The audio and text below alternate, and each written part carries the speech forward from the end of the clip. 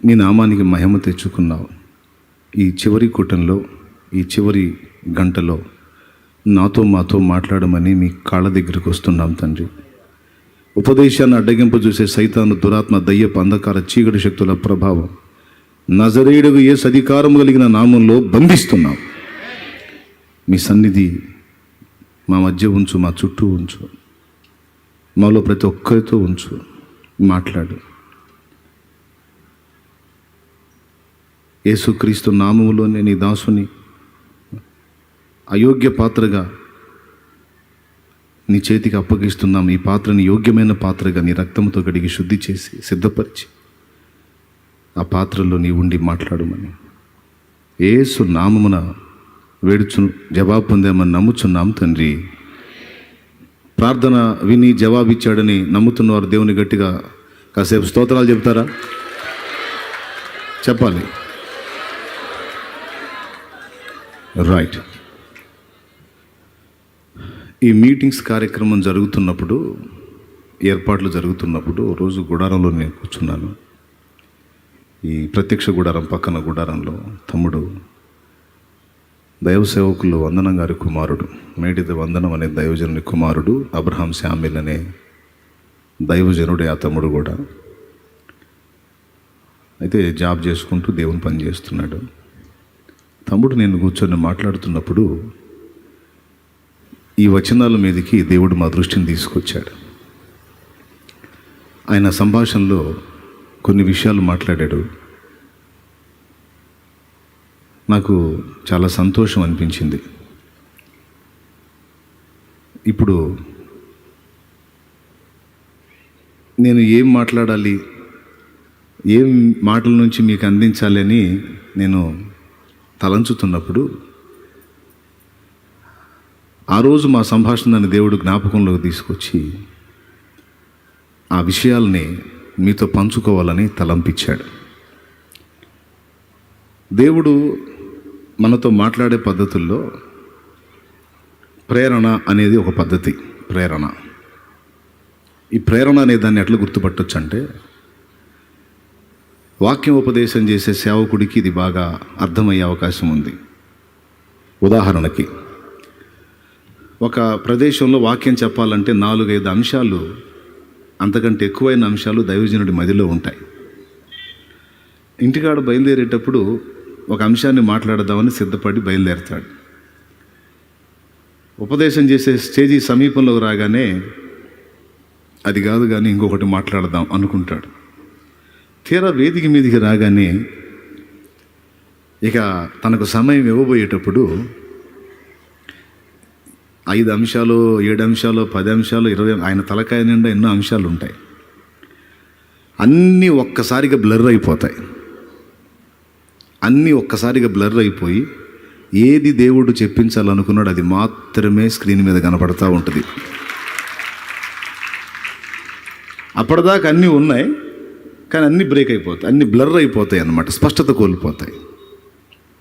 ఏది దేవుడు ఎత్తి దాని నుంచి మాట్లాడాలనుకున్నాడో అది మాత్రమే ఓపెన్ అవుతూ ఉంటుంది. ఇక అది చెప్పటం ఆయనకి ఇష్టం ఉన్నా లేకపోయినా, అది ఎలాంటిదైనా సరే నోరు మూసుకొని ఇక అది తప్పితే ఇంకోటి కనపడదు. ఇక సచ్చినట్టు ఇక దాన్నే చెప్పాలంతే. ఇది సేవకులకు బాగా అర్థమైంది. అవునా కదా? దేవుడు ప్రేరణతో మాట్లాడతాడంటే, ఒక సమస్యను గురించి నువ్వు ఆలోచన చేస్తున్నప్పుడు దానికి ఎన్నో విషయాలు, పరిష్కారాలు వెతుకుతూ ఉంటావు. దేవుని ముందు ప్రార్థన చేస్తున్నప్పుడు ఆ దారులన్నీ బ్లర్ అయిపోయి ఒకే ఒక్క దారి నీకు మెయిన్గా కనపడుతూ ఉంటుంది. దేవునితో కొంచెం సంబంధం బాగా ఏర్పడితే ప్రేరణలో నుంచి దేవుడు ఎలా మాట్లాడతాడో దాన్ని పసిగట్టొచ్చు. అసలు మనం చేయాల్సిన అద్భుతమైన సాధన ఇదేనండి. దేవభక్తి విషయంలో నీకు నువ్వే సాధకం చేసుకో అంటే అదే. శరీర సంబంధమైన సాధకము కొంచెం మట్టుకు ప్రయోజనకరమవును కానీ దేవభక్తి విషయమైన సాధన ఇప్పటి జీవం విషయంలోనూ రాబో జీవం విషయంలోనూ వాగ్దానంతో కూడినదైనందున అది అన్ని విషయములలో ప్రయోజనకరమవును. ఏది? దేవభక్తి సాధన. తిమోతికి రాసిన మొదటి పత్రిక 4:7 జస్ట్ గుర్తు రాసుకోండి, నాకు వెళ్ళి చూడండి, టైం లేదు అందుకని. స్తోత్రం చెప్పండి అందరూ ఒకసారి. మనస్ఫూర్తిగా నిజంగా చెప్పండి. అది దేవుడు ఎట్లా మాట్లాడుతున్నాడు, ఏ విధంగా నడవమంటున్నాడు, అసలు దేవుడు ఏమనుకుంటున్నాడు, ఏం ఆలోచన చెప్తున్నాడు, ఈరోజు నన్ను ఏం చేయమంటున్నాడు, ఎక్కడ ఎలా వ్యవహరించమంటున్నాడు, ఎక్కడ ఎలా ప్రవర్తించమంటున్నాడు, ఈ సంగతులన్నీ దేవుని దగ్గర నుండి తెలుసుకునే విషయంలో గొప్ప సాధన చేసుకోవాల్సి ఉంది మనం. అది కానీ ఒక వ్యక్తి గుర్తుపట్టగలిగితే ఇక వానిని చెడగొట్టడం, ఆమెను చెడగొట్టడం ఏ సైతానుగాడి వల్ల కాదు, ఏ దెయ్యం వల్ల కాదు. ఫస్ట్ మనం బాగా గ్రహించాల్సింది ఏంటంటే దేవునితో సరైన సంబంధం ఏర్పరచుకునే విషయంలో జాగ్రత్త తీసుకోవాలి. అది తెగొట్టడానికి చూస్తాడు వాడు, తెగనీయకూడదు. అక్కడే నీ పనితనం నా పనితనం ఉంటుంది. ఎన్నన్నా రాని మధ్యలో ఆయన మనం ఆయన, ఈ లింక్ మాత్రం తెగకూడదు.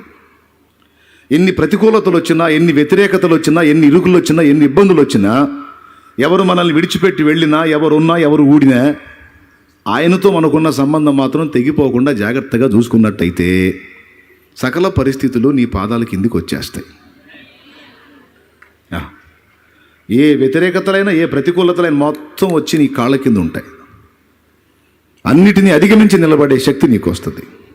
అది ఆయన వాక్కులో ఉన్న శక్తి. ఎంతమందికి అర్థమైంది? అర్థమైతే పర్లేదని అర్థమైంది. రైట్.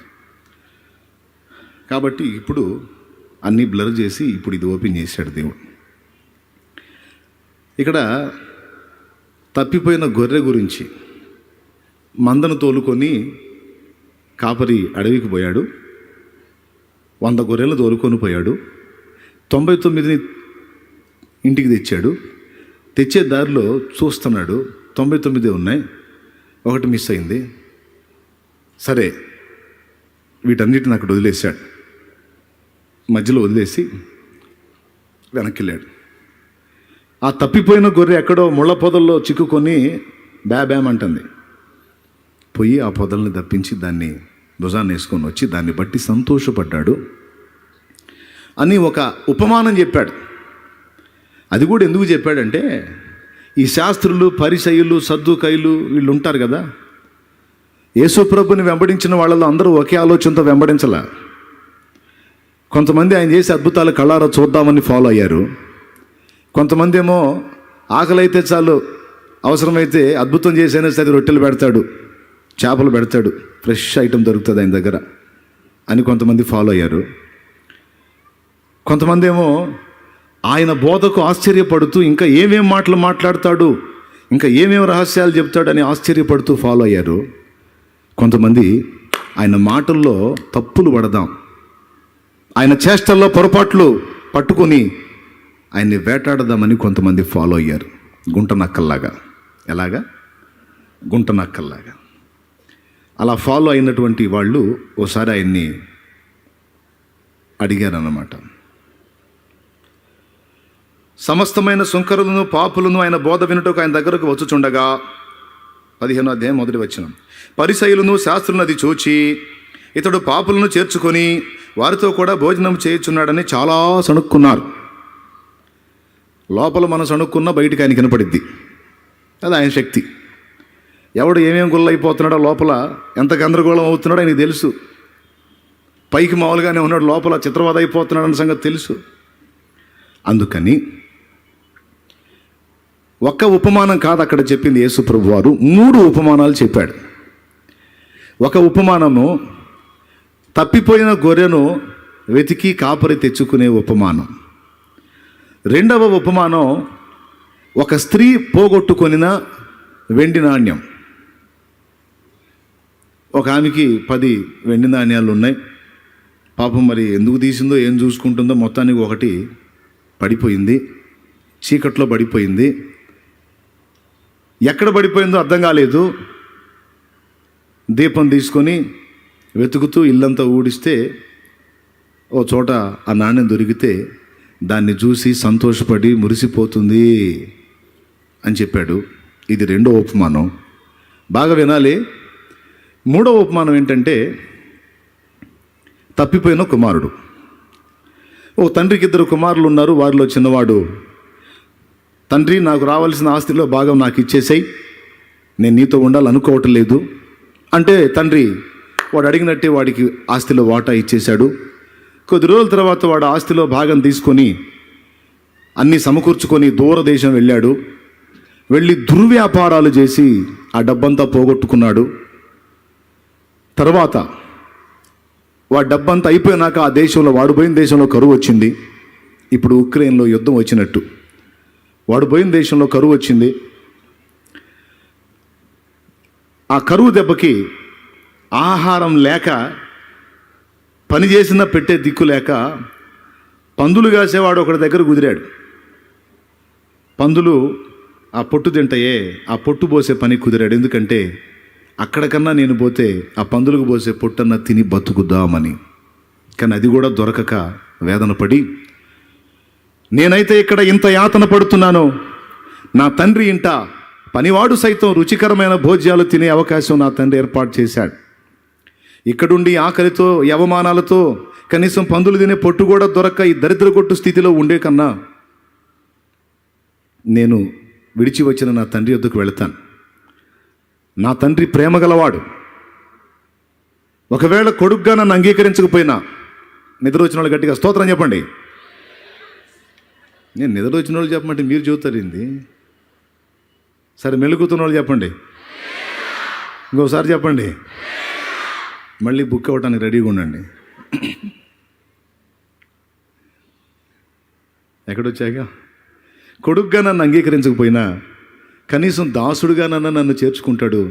కనీసం పనివాడిగా మా నాన్న దగ్గర ఉన్న పట్టెడన్నం కడుపు నిండా దొరికిద్ది. ఇక్కడైతే ఆకలికి చచ్చేటట్టున్నాను నేనని బుద్ధి వచ్చినప్పుడు, ఏమొచ్చినప్పుడు, సిగ్గు వచ్చినప్పుడు, మన భాషలో బుద్ధి వచ్చినప్పుడు వాళ్ళు లేచి తండ్రి దగ్గరికి వెళ్ళాడు. తండ్రి అల్లంత దూరంలో ఉండగానే చూసి పరిగెత్తుకుంటా వచ్చి వాడిని కౌగిలించుకొని మెడ మీద పడి ముద్దులు పెట్టి వెంటనే పనివారికి పురమాయించాడు. వీడంటాడు, తండ్రి, నేను నీకు వ్యతిరేకంగా పరలోకమునకు విరోధంగా పాపం చేశాను, కుమారుని అనిపించుకోవడానికి తగను, నీ దాసునిగా నీ పనివానిగా నన్ను నీ ఇంట ఉండని అని వీడు రెడీ చేసుకున్న ప్రోగ్రాం అంతా మొదలుపెట్టాడు. ఈ మ్యాటర్ ఏది పట్టించుకోలే ఆయన. వీని వస్త్రాలు తొలగించండి, నూతన వస్త్రాలు తొడగండి, వీనికి చెప్పులు తొడిగించండి, వీని తల శుభ్రం చేయండి, వీన్ని రెడీ చేసేసేయండి అన్నాడు. ఫటాఫట్ ఫటాఫట్. ఆయన సంపన్నుడు. ఇంటికాడ నుంచి పోయేటప్పుడేమో యువరాజులాగా పోయాడు, తిరిగి వచ్చేటప్పుడేమో ముష్టోళ్ళ లీడర్లాగా వచ్చాడు. ముష్టోళ్ళ కాదు, ముష్టోళ్ళ నాయకుడిలాగా వచ్చాడు, సీనియర్ మోస్ట్ ముష్టోళ్ళలాగా. ఎప్పుడైతే తండ్రి దగ్గరకు వచ్చాడో చూస్తానే మళ్ళా యువరాజు అయిపోయాడు. ఈ మూడు ఉపమానాలు యేసు ప్రభు వారు మాట్లాడాడు. దేవునికి స్తోత్రం. ఒక ఉపమానాన్ని విభజించి మాట్లాడుకుంటే ఒక సందేశం, మూడు ఉపమానాలని కలిపి ధ్యానిస్తే మరొక నూతన సందేశం మనకి బహిర్గతమయ్యే అవకాశం ఉంది. ఇక్కడ మూడు రకాల, ఒక గొర్రె, ఒక మనిషి, ఒక నాణ్యం, మూడు రకాల వస్తువులను చూస్తున్నాం మనం. ఒకడు మనిషి, ఒకటి గొర్రె, ఒకటి నాణ్యం. ఈ తప్పిపోయిన కుమారుడి ఉపమానం ఉంది చూశారు. ఇది యేసుక్రీస్తునందు విశ్వాసం ఉంచి మారు మనసు పొంది రక్షణ బాప్తిస్మం పొంది ప్రభు ప్రేమని రుచి చూసిన వాడికి సంబంధించినటువంటి విధంగా మనకు కనిపిస్తుంది. అంటే ఈ తప్పిపోయాడు కదా, ఈ తప్పిపోయినోడికి తిరిగి వచ్చే దారి తెలుసు. దేవునికి స్తోత్రం, హల్లెలూయా. తప్పిపోయినోడికి తిరిగి వచ్చే దారి తెలుసు. ఇప్పుడు మీలో ఎంతమంది యేసు ప్రేమను ఎరుగుదురు అంటే నాకు తెలిసి అందరూ నాకు యేసయ్య ప్రేమ తెలుసు అన్నయ్య, రైట్. ఈ తప్పిపోయిన కుమారుడు ఉన్నాడే, సాల్మన్ అని అంటాడు, తప్పించుకుని పోయినోడని. తండ్రి ప్రేమ తెలుసు, లేకపోతే వీడేమన్నా సంపాదించాడా కష్టపడి? ఆస్తిలో నాకు భాగమే అంటే కష్టం ఆ తండ్రిది, సంపాదించింది ఆయన. వీడు అడిగితే, ఎరా నువ్వు సంపాదించావా, నీ సొంత ఆస్తిని అడిగినట్టు అడుగుతున్నావు, ఒక తన్నుదాం తప్ప అంటే ఏం చెప్తాడు? కానీ ఆయన ప్రేమగల తండ్రి అని వీడికి తెలుసు. ఆయన ప్రేమగల తండ్రి నేను నా ఇష్టం వచ్చినట్టు పోవటానికి అడ్డగించేవాడు కాదు. చెబుతాడు, నచ్చ చెబుతాడు, వినకపోతే నాకు స్వేచ్ఛనిస్తాడు. నీ అంతలాగా నన్ను శాసించడు. ఆయన ప్రేమ నాకు తెలుసు. అందుకే పోయి డిమాండ్ చేసి అడిగాడు. ఆయన నిజంగానే అంటే ఇది ఎట్లుంటుందంటే, తండ్రి నేను తప్పిపోవాలనుకుంటున్నాను, ఎందుకు నాయన అనవసరంగా మొహం మగలు కొట్టుకోవటం, ఎందుకురా పందుల దొడ్డిలో పోయే కర్మ అన్నట్టు ముందు చెబుతాడు. మనం వినమే, ఉన్న మనసు అటు ఉండమే. జిలాకు వ్యవహారం ఉంటుంది కదా మన దగ్గర. జిలాక్ అంటే తెలుసా? దురద వ్యవహారం ఉండం కదా. అందుకని అట్లాంటి పనులు చేసి వద్దురా అని దేవుడు చెబుతుంటాడు, మనమేం ఆగం. నేను చెప్తున్నాను, గుర్తుపెట్టుకోండి. నువ్వు తెలిసి చేసినా తెలియక చేసినా పాపము అనేది నీ వల్ల జరిగితే ఖచ్చితంగా దాని ఫలితం మాత్రం తీవ్రంగా ఉంటుంది, అంతే. నాకు తెలియదండి, అగ్గిపుల్ల గీసి ఇంటికి పెడితే తగలబడిద్దని నాకు తెలియదండి, పొరపాటును పెట్టానండి అంటే అది అగ్నికి తెలియదు, దానికి తెలిసిన తగలబెట్టడమే. నువ్వు పొరపాటును చేసినా తెలిసి చేసినా తెలియక చేసినా నువ్వు నిప్పంటూ పెడితే ఇల్లు కాలేది ఖాయం, అంతే. పాపం పొరపాటు పడ్డాడంటలే, ఈసారికి కాలొద్దులే అని ఎప్పుడు ఏ అగ్ని అనుకోదు. స్తోత్రం. పాపం కూడా అంతే, పాపం కూడా అంతే. దాని ఫలితం మాత్రం తప్పకుండా ఎదుర్కోవాలి. అందుకే ముందే చెబుతాడు, ఎందుకురా అనవసరంగా వదిలేసిన దాన్ని కదిలించుకోవటం, మళ్ళా దాని చేత బంధించబడటం, దాని చేత పీడించబడటం ఎందుకు అవసరమా? వద్దులే నానా అంటాడు. కాల్దే ప్రభా, కొంచెం మజాగా ఉంది, పోయేస్తాను. వద్దురా, వినరా, నా మాట వినరా. కాదులే ప్రభా, కొంచెం అలాగ వెళ్ళొస్తా ప్రభా. ఎప్పుడు భక్తి భజన కొంచెం బోర్ ఫీలింగ్ ఉంది ప్రభా, కొద్దిగా అలాగ వెళ్ళొస్తా ప్రభా, కొంచెం అట్లా. సరే నీ చేసేది ఏముంది, సరే పోయిరా, యువరాజులాగా ఉన్నావు నా దగ్గర. ఇక పందులతోటి చూసి వస్తానంటే నేను కాదంటాను. సప్పు ఆ మజా కూడా అనుభవించారంటే ఇప్పుడు వీడికి ఎన్ని రకాల కోటింగ్ పడింది. కరువుతో కడుపెండింది, అంతటితో ఆగిపోయిందా? యువరాజులాగా పోయినోడు బిచ్చగాళ్ళగా తయారయ్యాడు. తలకి నూనె లేదు, ఒంటి మీద వస్త్రాలు లేవు, చీలికలు పేలికలేని, కాళ్ళకి చెప్పులు లేవు, ఇంకేలో చేతిలో చెప్పు ఒకటే తక్కువ వాడికి. ఈ దరిద్ర కోటి జీవితం అవసరమా? కానీ ఒకళ్ళు తుత్తర ఆగదు. తుత్తర అంటే ఇందాక చెప్పిన దురద, ఆ మాటకు అర్థం అన్నమాట. ఆగదు, కదిలిస్తా ఏదో ఒకటి కదిలించుకుంటూ ఉంటారు. నీలో ఆ బాపత ఉంటే నువ్వు తెలిసి చేసినా తెలియక చేసినా దాని ఫలితం మాత్రం తప్పకుండా నువ్వు అనుభవించాల్సి వచ్చింది. నేను ఒకవేళ తప్పు చేస్తే నరకానికి వెళ్తానేమో అంటే, ఒక్కసారి ఆయన యందు విశ్వాసం నుంచి మారు మనసు పొంది బాప్తిస్మం పొందిన తర్వాత నిత్య జీవం అన్నాక ఇక చిన్నదైనా పెద్దదైనా నా వల్ల జరిగితే నిత్య జీవం పోతుందా? ఇంతోటి భాగ్యానికి తుమ్మితే ఊడిపోయే ముక్కులాగున్న ఆ నిత్య జీవం నాకెందుకు అని నువ్వు అంటావేమో. దానికి కూడా ఒక మాట చెబుతా. తెలుసో తెలియకో చిన్నదో పెద్దదో ఒక పొరపాటు నీ వల్ల జరిగితే వెంటనే నీకు నిత్య జీవం లేదు అనడం. ఎప్పుడైతే యేసునందు విశ్వాసం ఉంచి నా నీతి కాదు, నా పరిశుద్ధత కాదు, ఏసే నా నీతి, ఏసే నా పరిశుద్ధత, ఏసే నా రక్షణాధారం, ఆయన కృపే నాకు ఆశ్రయం, ఆయన రక్తమే నాకు ఆధారం అన్నావో, ఆశ్రయించావో, అయిపోయింది. నీ పేరు జీవగ్రంథంలో లిఖితమైంది. హల్లెలూయా. ఆయన ప్రియ కుమారుని యందు, అద్వితీయ కుమారుని యందు విశ్వాసం ఉంచువాడు నశింపక నిత్య జీవము పొందునట్లు, ఆయన యందు విశ్వాసం ఉంచువానికి తీర్పు తీర్చబడదు. వాడు మరణంలో నుండి జీవములోనికి దాటాడు. చెప్పేశాడు, స్టేట్మెంట్ ఇచ్చేశాడు, నిత్య జీవం అన్న. కన్ఫామా? కన్ఫామ్ తమ్ముడు. అట్లయితే అప్పుడప్పుడు కొన్ని చేసుకోవచ్చు కదా అయ్యా. అప్పుడప్పుడు మళ్ళీ కొన్ని పాపాలు చేసుకోవటానికా ప్రాణం పెట్టింది. కొంతమంది దేవుడిచ్చిన కృపని, ప్రభు చెందిన రక్తాన్ని దుర్వినియోగం చేస్తున్నారు అంటున్నాడు. అంటే అవకాశం ఉంది కదా, నిన్నటికి నేటికి రేపటికి చాలిన విధంగా రక్తం చిందించాడు, చేసేసాడు కదా, ఇంక నేను ఏం చేసుకుంటే ఏముందిలే, కృప ఉంది కదా, వదిలేస్తాడులే, క్షమిస్తాడులే అని కృపని ప్రేమని దుర్వినియోగం చేసుకుంటున్నారు. ఒక మాట చెప్తానండి, నీళ్లు ఉన్నాయిలే అని ఎవడన్నా బురదలో దిగుతాడా? నీళ్లు ఉన్నాయిలే అని ఎవడైనా అశుద్ధం పట్టుకుంటాడా? మెంటలోడేగా. కాబట్టి యేసు ప్రభు చిత్రవదగా సిలువలో అరికాలు మొదలు నడినెత్తి వరకు, శిరం మొదలుకొని సిరిపాదం వరకు గాయాలమయమైపోయి రక్తసిక్తం అయిపోయింది. ఎందుకోసం అంటే నువ్వు ఫ్రీగా ఇక నుంచి ఏ బెరుకు భయం లేకుండా హ్యాపీగా పాపం చేసుకోమ్మా, అమ్మ ముసుగులో చేసుకో, బయటపడకుండా రహస్యంగా పాపాలు చేసుకుని అయినా అమ్మ అయ్యా అనే, లేకపోతే విచ్చలవిడిగా తిరిగయ్యా విచ్చలవిడిగా తిరుగు అనే.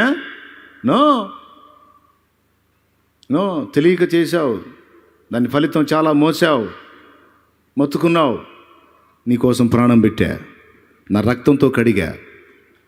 కడగబడిన పంది మళ్ళా బురదలో పోయినట్టు పోవద్దు.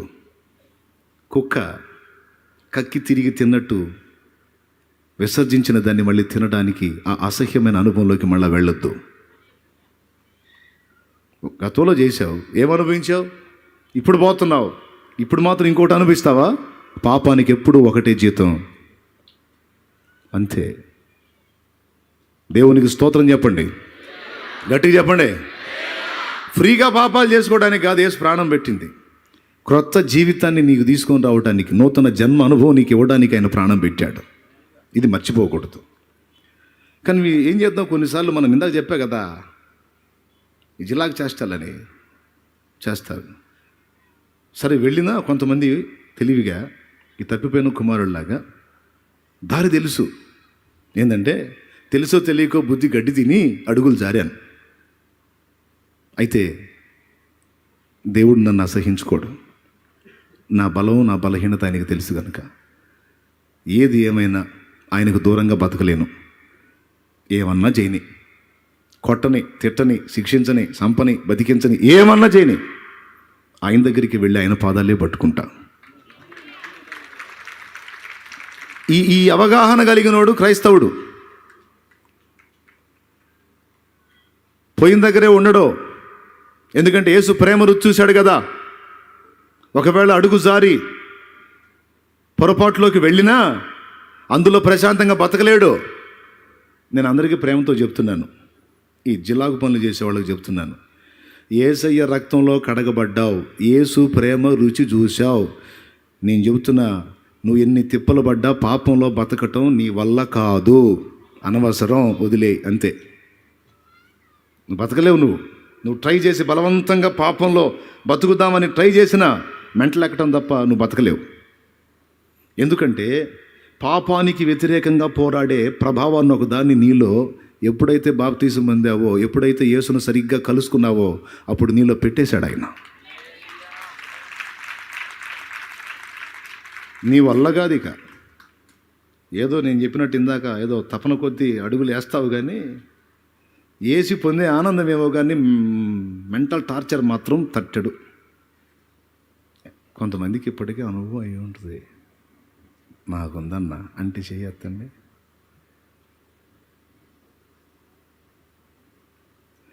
కొంతమందికి డౌటు, చెయ్యెత్తితే ఏమన్నా తేడా అనుకుంటారేమో.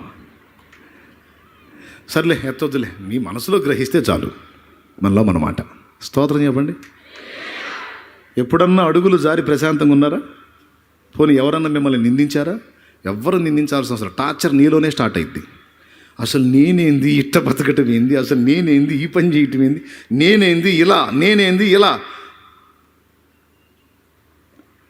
ఒరిజినల్గా దేవుణ్ణి కలుసుకున్నవాడు, దేవుణ్ణి స్పర్శ పొందినవాడు, దేవుని ప్రేమ రుచి చూసినవాడు పాపంలో బతకలేడు. లేడు. ఈ సంగతి తెలిసే యేసయ్య వదిలేస్తాడనమాట. ఫస్ట్ బాగా ప్రేమ చూపిస్తాడు, చూపించి ఇక పోరా అంటాడు. తప్పిపోయిన కుమారుడు మరి నేను పోతానండి, తండ్రి ఎట్లా పోనిస్తాడండి? తెలుసు తండ్రికి, ఈ విధవాయికి నా ప్రేమ తెలుసులే, వాడే వస్తాడు, ఒకవేళ మూతి పగిలితే వాడే వస్తాడు తెలుసు. దేవునికి మహిమ. ఇంకొక రహస్యం కూడా చెప్పనా? తప్పిపోయిన కుమారుడు తండ్రి నాకు తెలిసి బహుశా ఎంక్వైరీ పెట్టుంటాడు, వీడు ఏడాడు తిరుగుతున్నాడని. వీడికి ఏ రేంజ్లో ఎండుతుందని ఎంక్వైరీ పెట్టుంటాడు. ఒకవేళ ఆ తప్పిపోయిన కుమారుడు తండ్రి పెట్టకపోయినా యేసయ్య మాత్రం గమనిస్తుంటాడు. ఆయన్ని వదిలిపెట్టి నువ్వు జారిపోయి లోకానుసారతలోకి వెళ్ళిపోయి గడ్డి తినే చేష్టాలు చేసి పిచ్చి పనులు చేసి ముఖం పగలు కొట్టుకుంటే ఏ రేంజ్లో నీ మూతి పగులుతుందో అబ్జర్వ్ చేస్తుంటాడు. అర్థమైందా? బాగా మూతి సరిగ్గా పగిలినాక అప్పుడు ప్రభువా అంటే ఏమ్మా తండ్రి ఏనాయనా ఏదో కొంచెం తేడా పడ్డా ప్రభువా, ముందే చెప్పాగమ్మా, నిన్ను వదిలిపెట్టి ఉండలేకపోతున్నా. మరి చెప్పా కదా, పాపములో ఉండగలిగే పరిస్థితి నేను నీకు పరిచయం కాకముందు ఏ వెరుకు లేకుండా అందులో ఉండగలవు. ఎందుకంటే పాపానికి వ్యతిరేకంగా పోరాడే శక్తి ఆనాడు నీలో లేదు కనుక నువ్వు పాపంలో ప్రశాంతంగా ఉండగలిగావు. ఎప్పుడైతే నా రక్తంలో నిన్ను కడిగానో నా పరిశుద్ధాత్మను నీలో ఉంచాను. ఇక నీ వల్ల కాదు,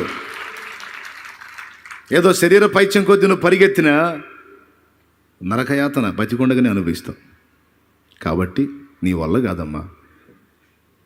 ఒక మాట చెప్తున్నా, మారు మనసు లేకుండా యేసుని ఎరగని వాడికి పరిశుద్ధ జీవితం కష్టం, పాపంలో బతకటం ఈజీ.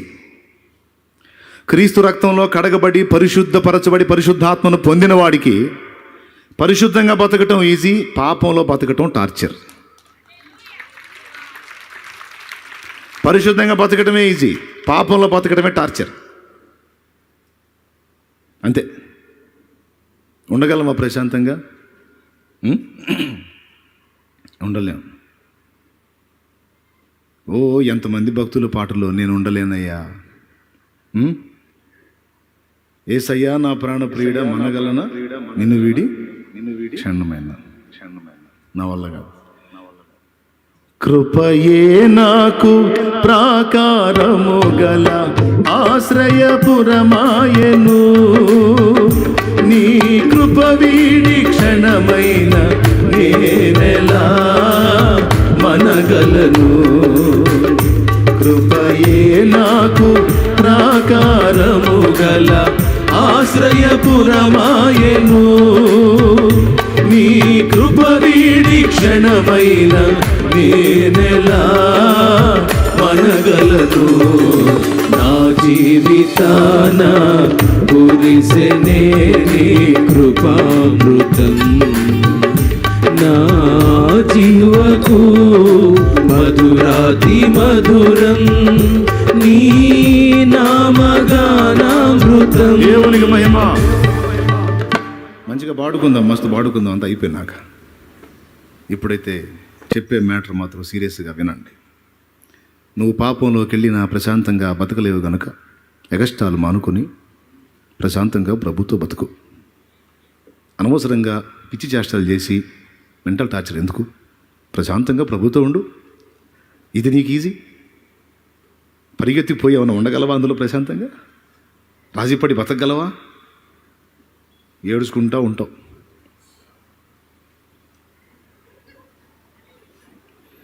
నేను ఏడు ఉండాలి, వచ్చి ఏడు ఉంటున్నాను. నేను గొర్రెను కదా, నేను యువరాజును కదా.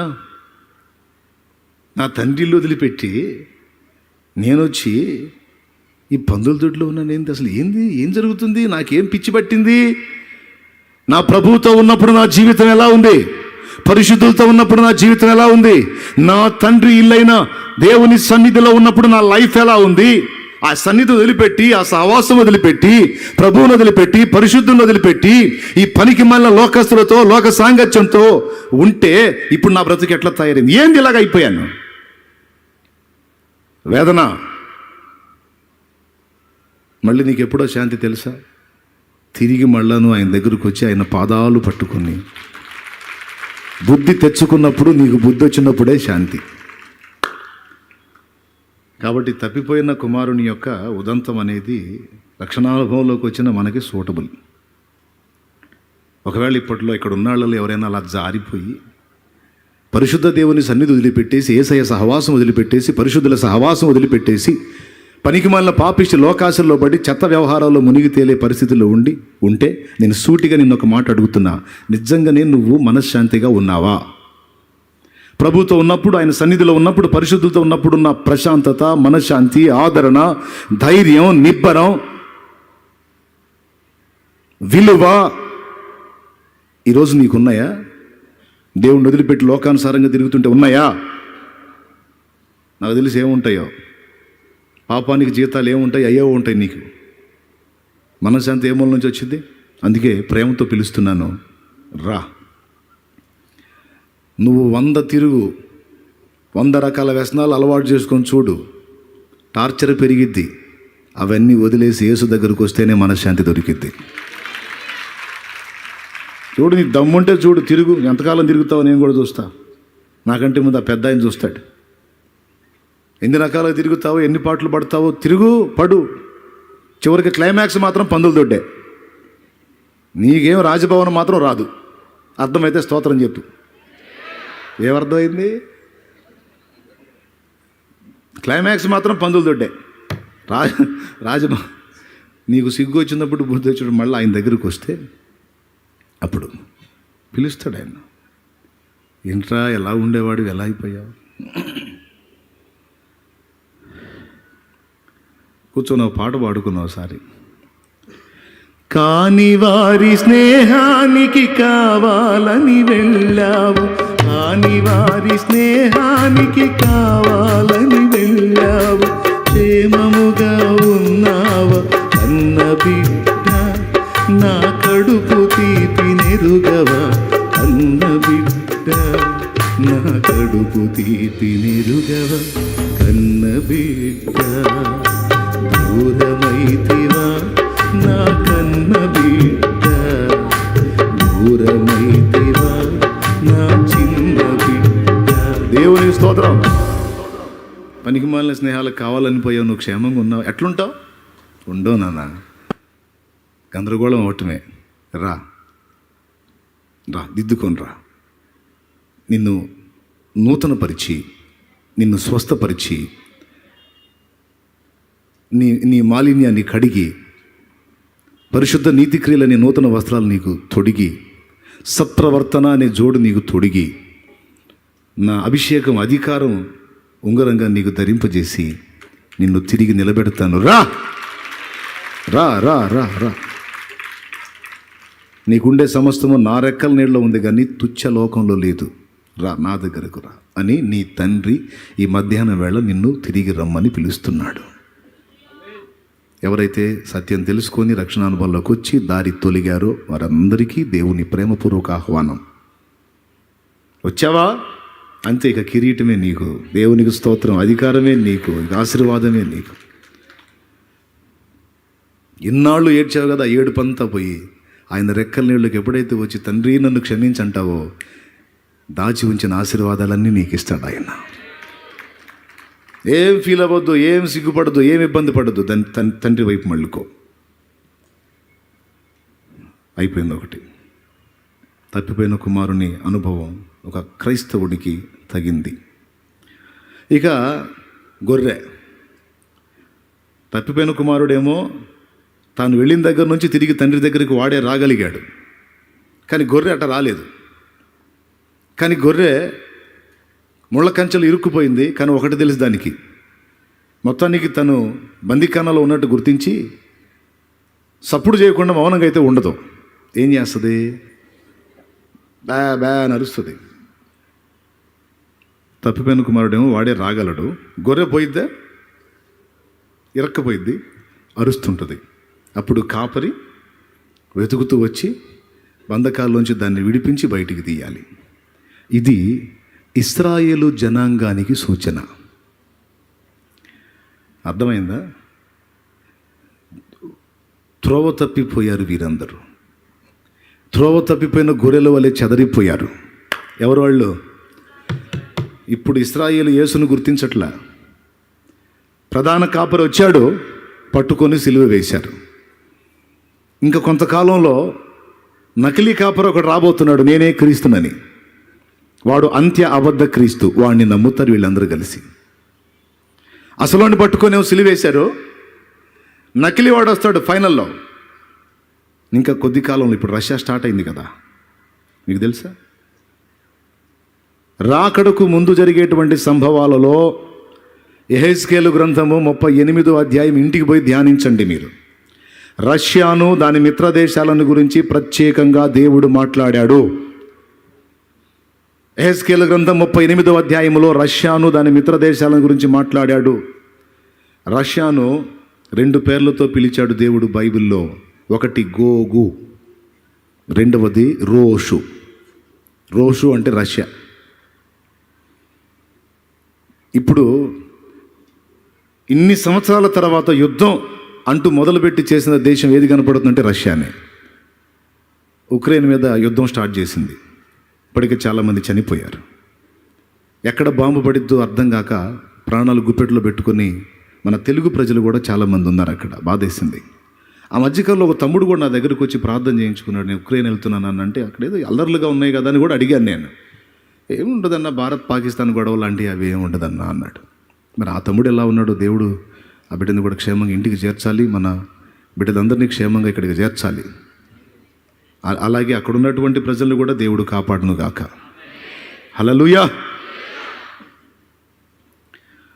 ప్రియులారా, గుర్తుపెట్టుకోండి, జరుగుతున్న సంభవాల్ని గ్రహించండి. రోషు, రష్యా లెగుస్తుంది, రష్యా బలపడుతుంది. వాస్తవంగా సోవియట్ రష్యా గతంలో చాలా పెద్దది, చాలా పెద్దది. అన్నీ విచ్ఛిన్నం అయిపోయి అనేక దేశాలుగా అయిపోయినాయి. కానీ భవిష్యత్తులో ఏం జరగబోతుందో తెలుసా? ఇంకా కొంతకాలానికి అవన్నీ కలిసి మళ్ళీ రష్యాకి సపోర్ట్ చేయబోతున్నాయి. 14 దేశాలు కలిసి రష్యాకి సపోర్ట్ చేయబోతున్నాయి. 14 దేశాలు కలిసి. ఇంకొక విషయం చెప్పనా? ఇవన్నీ ఇజ్రాయెల్ చుట్టూ ఉన్నాయి. ఇవన్నీ ఇజ్రాయెల్ చుట్టూ ఉన్నాయి. ఇప్పుడు ఉక్రెయిన్ మీద ఎలాగైతే యుద్ధం ప్రకటించి అటాక్ చేయడానికి ట్రై చేసిందో, యుద్ధం చేస్తుందో, భవిష్యత్తులో రష్యా ఒక పని చేయబోతుంది.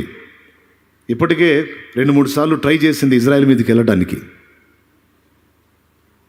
కానీ భవిష్యత్తులో ఇంకా కొంతకాలం తర్వాత ఖచ్చితంగా రష్యా ఇజ్రాయెల్ మీదకి వెళ్తుంది. ఒట్టిగా వెళ్ళదు. దాని మిత్ర దేశాలన్నిటినీ కలుపుకొని ఒక పెద్ద బలగంతో వెళ్తుంది. ఎందుకంటే ఇజ్రాయెల్తో చెదురు కాదు కదా, వాళ్ళు ఎక్కడేం చేస్తారో తెలియదు. అందుకని వాళ్ళతో చెదురు కాదు. అందుకని జాగ్రత్త తీసుకొని, అందులో మరికొన్ని దేశాలు ఇజ్రాయెల్కి సపోర్ట్గా ఉన్నాయి కనుక ఒక పెద్ద బలగాన్ని సమకూర్చుకొని అటాక్ చేయడానికి ట్రై చేస్తుంది.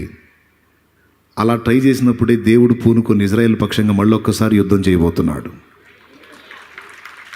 ఇది జరగబోతుంది భవిష్యత్తులో. ఇది కూడా యెహెజ్కేలు 38, 39, 16 వచనాల వరకు ఎలా దేవుడు దాన్ని అటాక్ చేస్తాడు, ఎలా ఇజ్రాయెల్ మీదకి రేపుతాడు, ఏమేం జరగబోతున్నాయి, ఎంతమంది హతులు కాబోతున్నారు, ఏమేం మొత్తం అందులో ప్రవచన రూపంలో పలికేశాడు దేవుడు యెహెజ్కేలు ద్వారా. 38 అధ్యాయం మొత్తం చదవండి, 39, 16 వచనాల వరకు చదవండి. ఇంటికి పోయినా చదవండి. జస్ట్ రిఫరెన్స్ గుర్తు రాసుకోండి. దేవునికి మహిమ.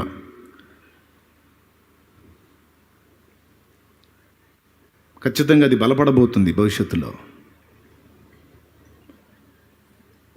ఆయన రాకడకు సూచనలలో ఇది కూడా ఒకటిగా గుర్తించవచ్చు. రష్యా ఇజ్రాయెల్ మీద యుద్ధానికి వెళ్ళటం అనేది కూడా ఒక సూచనే. చాలా సూచనలు ఇచ్చాడు. నీ రాకడకు, యుగ సమాప్తికి సూచనలు ఏవి అంటే చాలా సూచనలు చెప్పాడు. కొంతమంది సహోదరులు ఆ దినం ఆ గడియ ఎప్పుడో మనకు తెలియదు, దొంగ వచ్చినట్టు వస్తానన్నాడు, గర్భిణీ స్త్రీకి ప్రసవ వేదన కలిగినట్టు కలిగిద్దని చెప్పాడు. కాబట్టి ఆ దినం మనకు తెలియదు, ఆయన రాకడ ఎప్పుడో మనకి తెలియదు అని ఇప్పుడే, నేడే, ఇదే, రేపే, ఎల్లుండే అన్నట్టు కొంతమంది చెబుతున్నారు. ఆఫ్ కోర్స్ కొంతమందిని రక్షణలోకి నడిపించడానికి అలాగా నువ్వు వాడితే అది వేరే సంగతి. కానీ అసలు యేసు ప్రభు రాకడికి సూచనలు ఏమీ మనకు తెలియదా? లేఖనం చాలా స్పష్టంగా చెప్పింది, ఆ దినము దొంగ వలె మీ మీదికి వచ్చుటకు మీరు చీకట్లో ఉన్నవారు కారు అన్నాడు.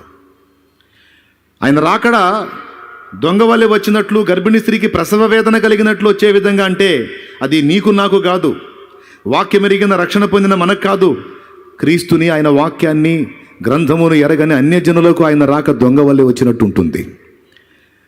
అన్యజనులకు ఆయన రాక గర్భిణీ స్త్రీకి ప్రసవ వేదన వచ్చినట్లు ఉంటుంది. కానీ పెండ్లి కుమార్తె అయిన సంఘానికి పెండ్లి కుమారుడి రాక, దానికి సంబంధించిన సూచనలన్నీ విదితమే. అసలు మనకు తెలియజేయటం దేవుని చిత్తం కాకపోతే, అసలు దాని గురించిన సమాచారం ఇవ్వటం మనకి ఇవ్వటం దేవునికి ఇంట్రెస్ట్ లేకపోతే అసలు ప్రకటన గ్రంథమే అక్కర్లేదు. ప్రకటన గ్రంథం ఎందుకు ఇచ్చాడు? ఆయన రాకడకు, యుగ సమాప్తికి ఏమేం జరగబోతున్నాయి, ఎలా జరగబోతున్నాయి,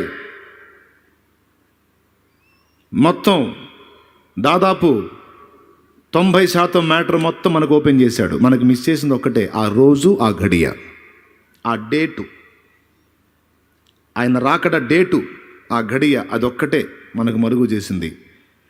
దాదాపు అన్ని సంగతులు మనకి విశదపరిచాడు. చెప్పండి, దొంగవల్లి వచ్చేది మన మీదకా లేకపోతే లోకానికా? మనకి దొరలాగానే వస్తాడు, పెళ్లి కుమారుడిలాగానే వస్తాడు మనకి. ఏమండి, పెళ్లి కుమారుడు దొంగలాగా వస్తాడా? బుద్ధి కలిగిన కన్యలు, బుద్ధి లేని కన్యకలు ఉపమానం మనం విన్నాం కదా. పెళ్లి కుమారుడు వచ్చుచున్నప్పుడు ఏ సౌండ్ లేకుండా సైలెంట్గా వచ్చి తలుపు తీసుకొని చూసి వెళ్ళిపోయాడా? ఇదిగో పెళ్లి కుమారుడు వచ్చుచున్నాడు అని ముందు శబ్దము చేయించి ఊర ఊదించి తర్వాత వచ్చాడు ఆయన. యేసు ప్రభు రాకడను కూర్చున్న సమాచారం పక్కాగా మనకి ఇచ్చాడు. తెస్సలోనికైలకు రాసినటువంటి పత్రిక ఒక్కసారి మీరు తీయగలిగితే, బైబిల్ ఉంటే ఏమనుకోకుండా తీయండి. మొదటి పత్రిక 5వ అధ్యాయము చూడండి, 4వ వచనం.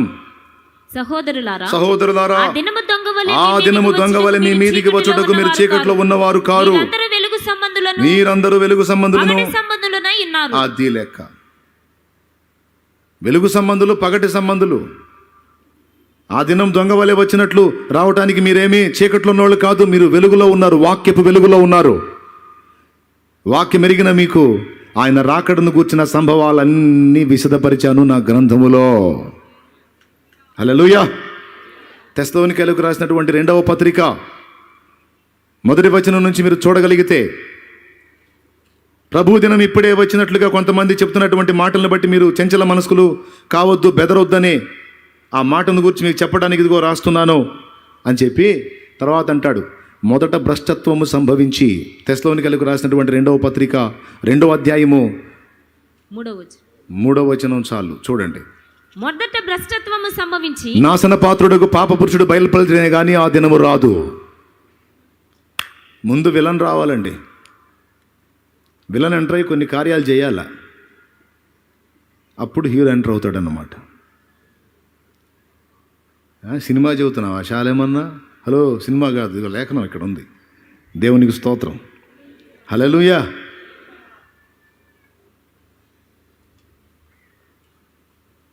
వాడు ఎంటర్ అయి చేసే గలాటు ఉంది.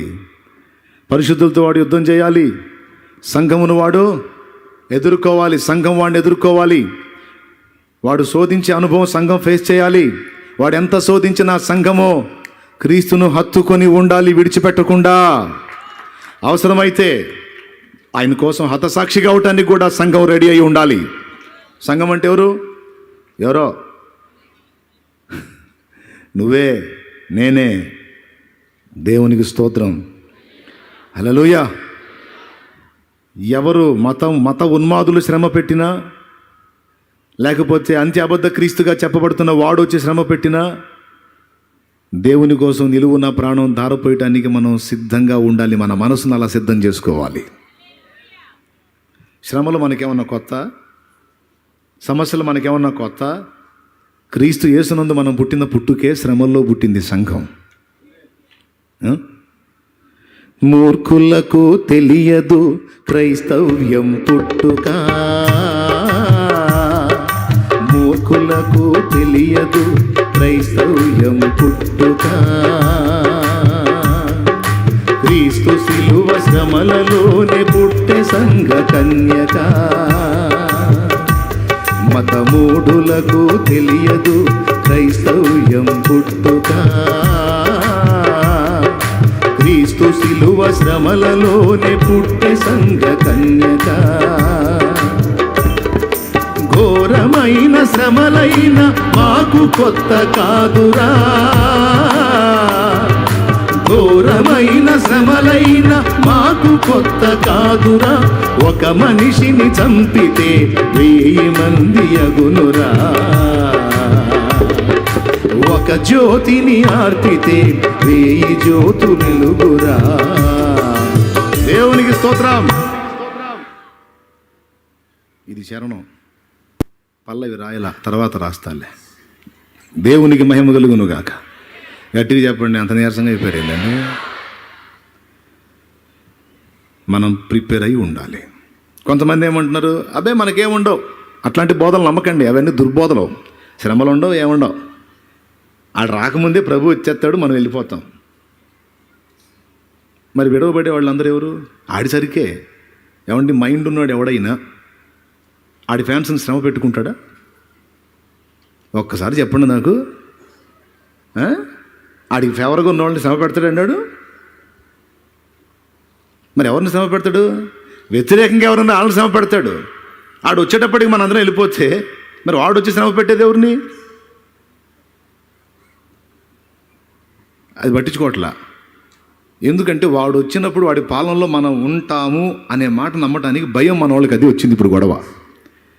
ఎందుకంటే వాడు వచ్చినప్పుడు చాలా తతంగాలు చేస్తాడు, ముద్రమ్మల్లోకి తీసుకొస్తాడు, వాడు చాలా తతంగాలు చేస్తాడు. ఈ బాధలన్నీ ఎందుకు?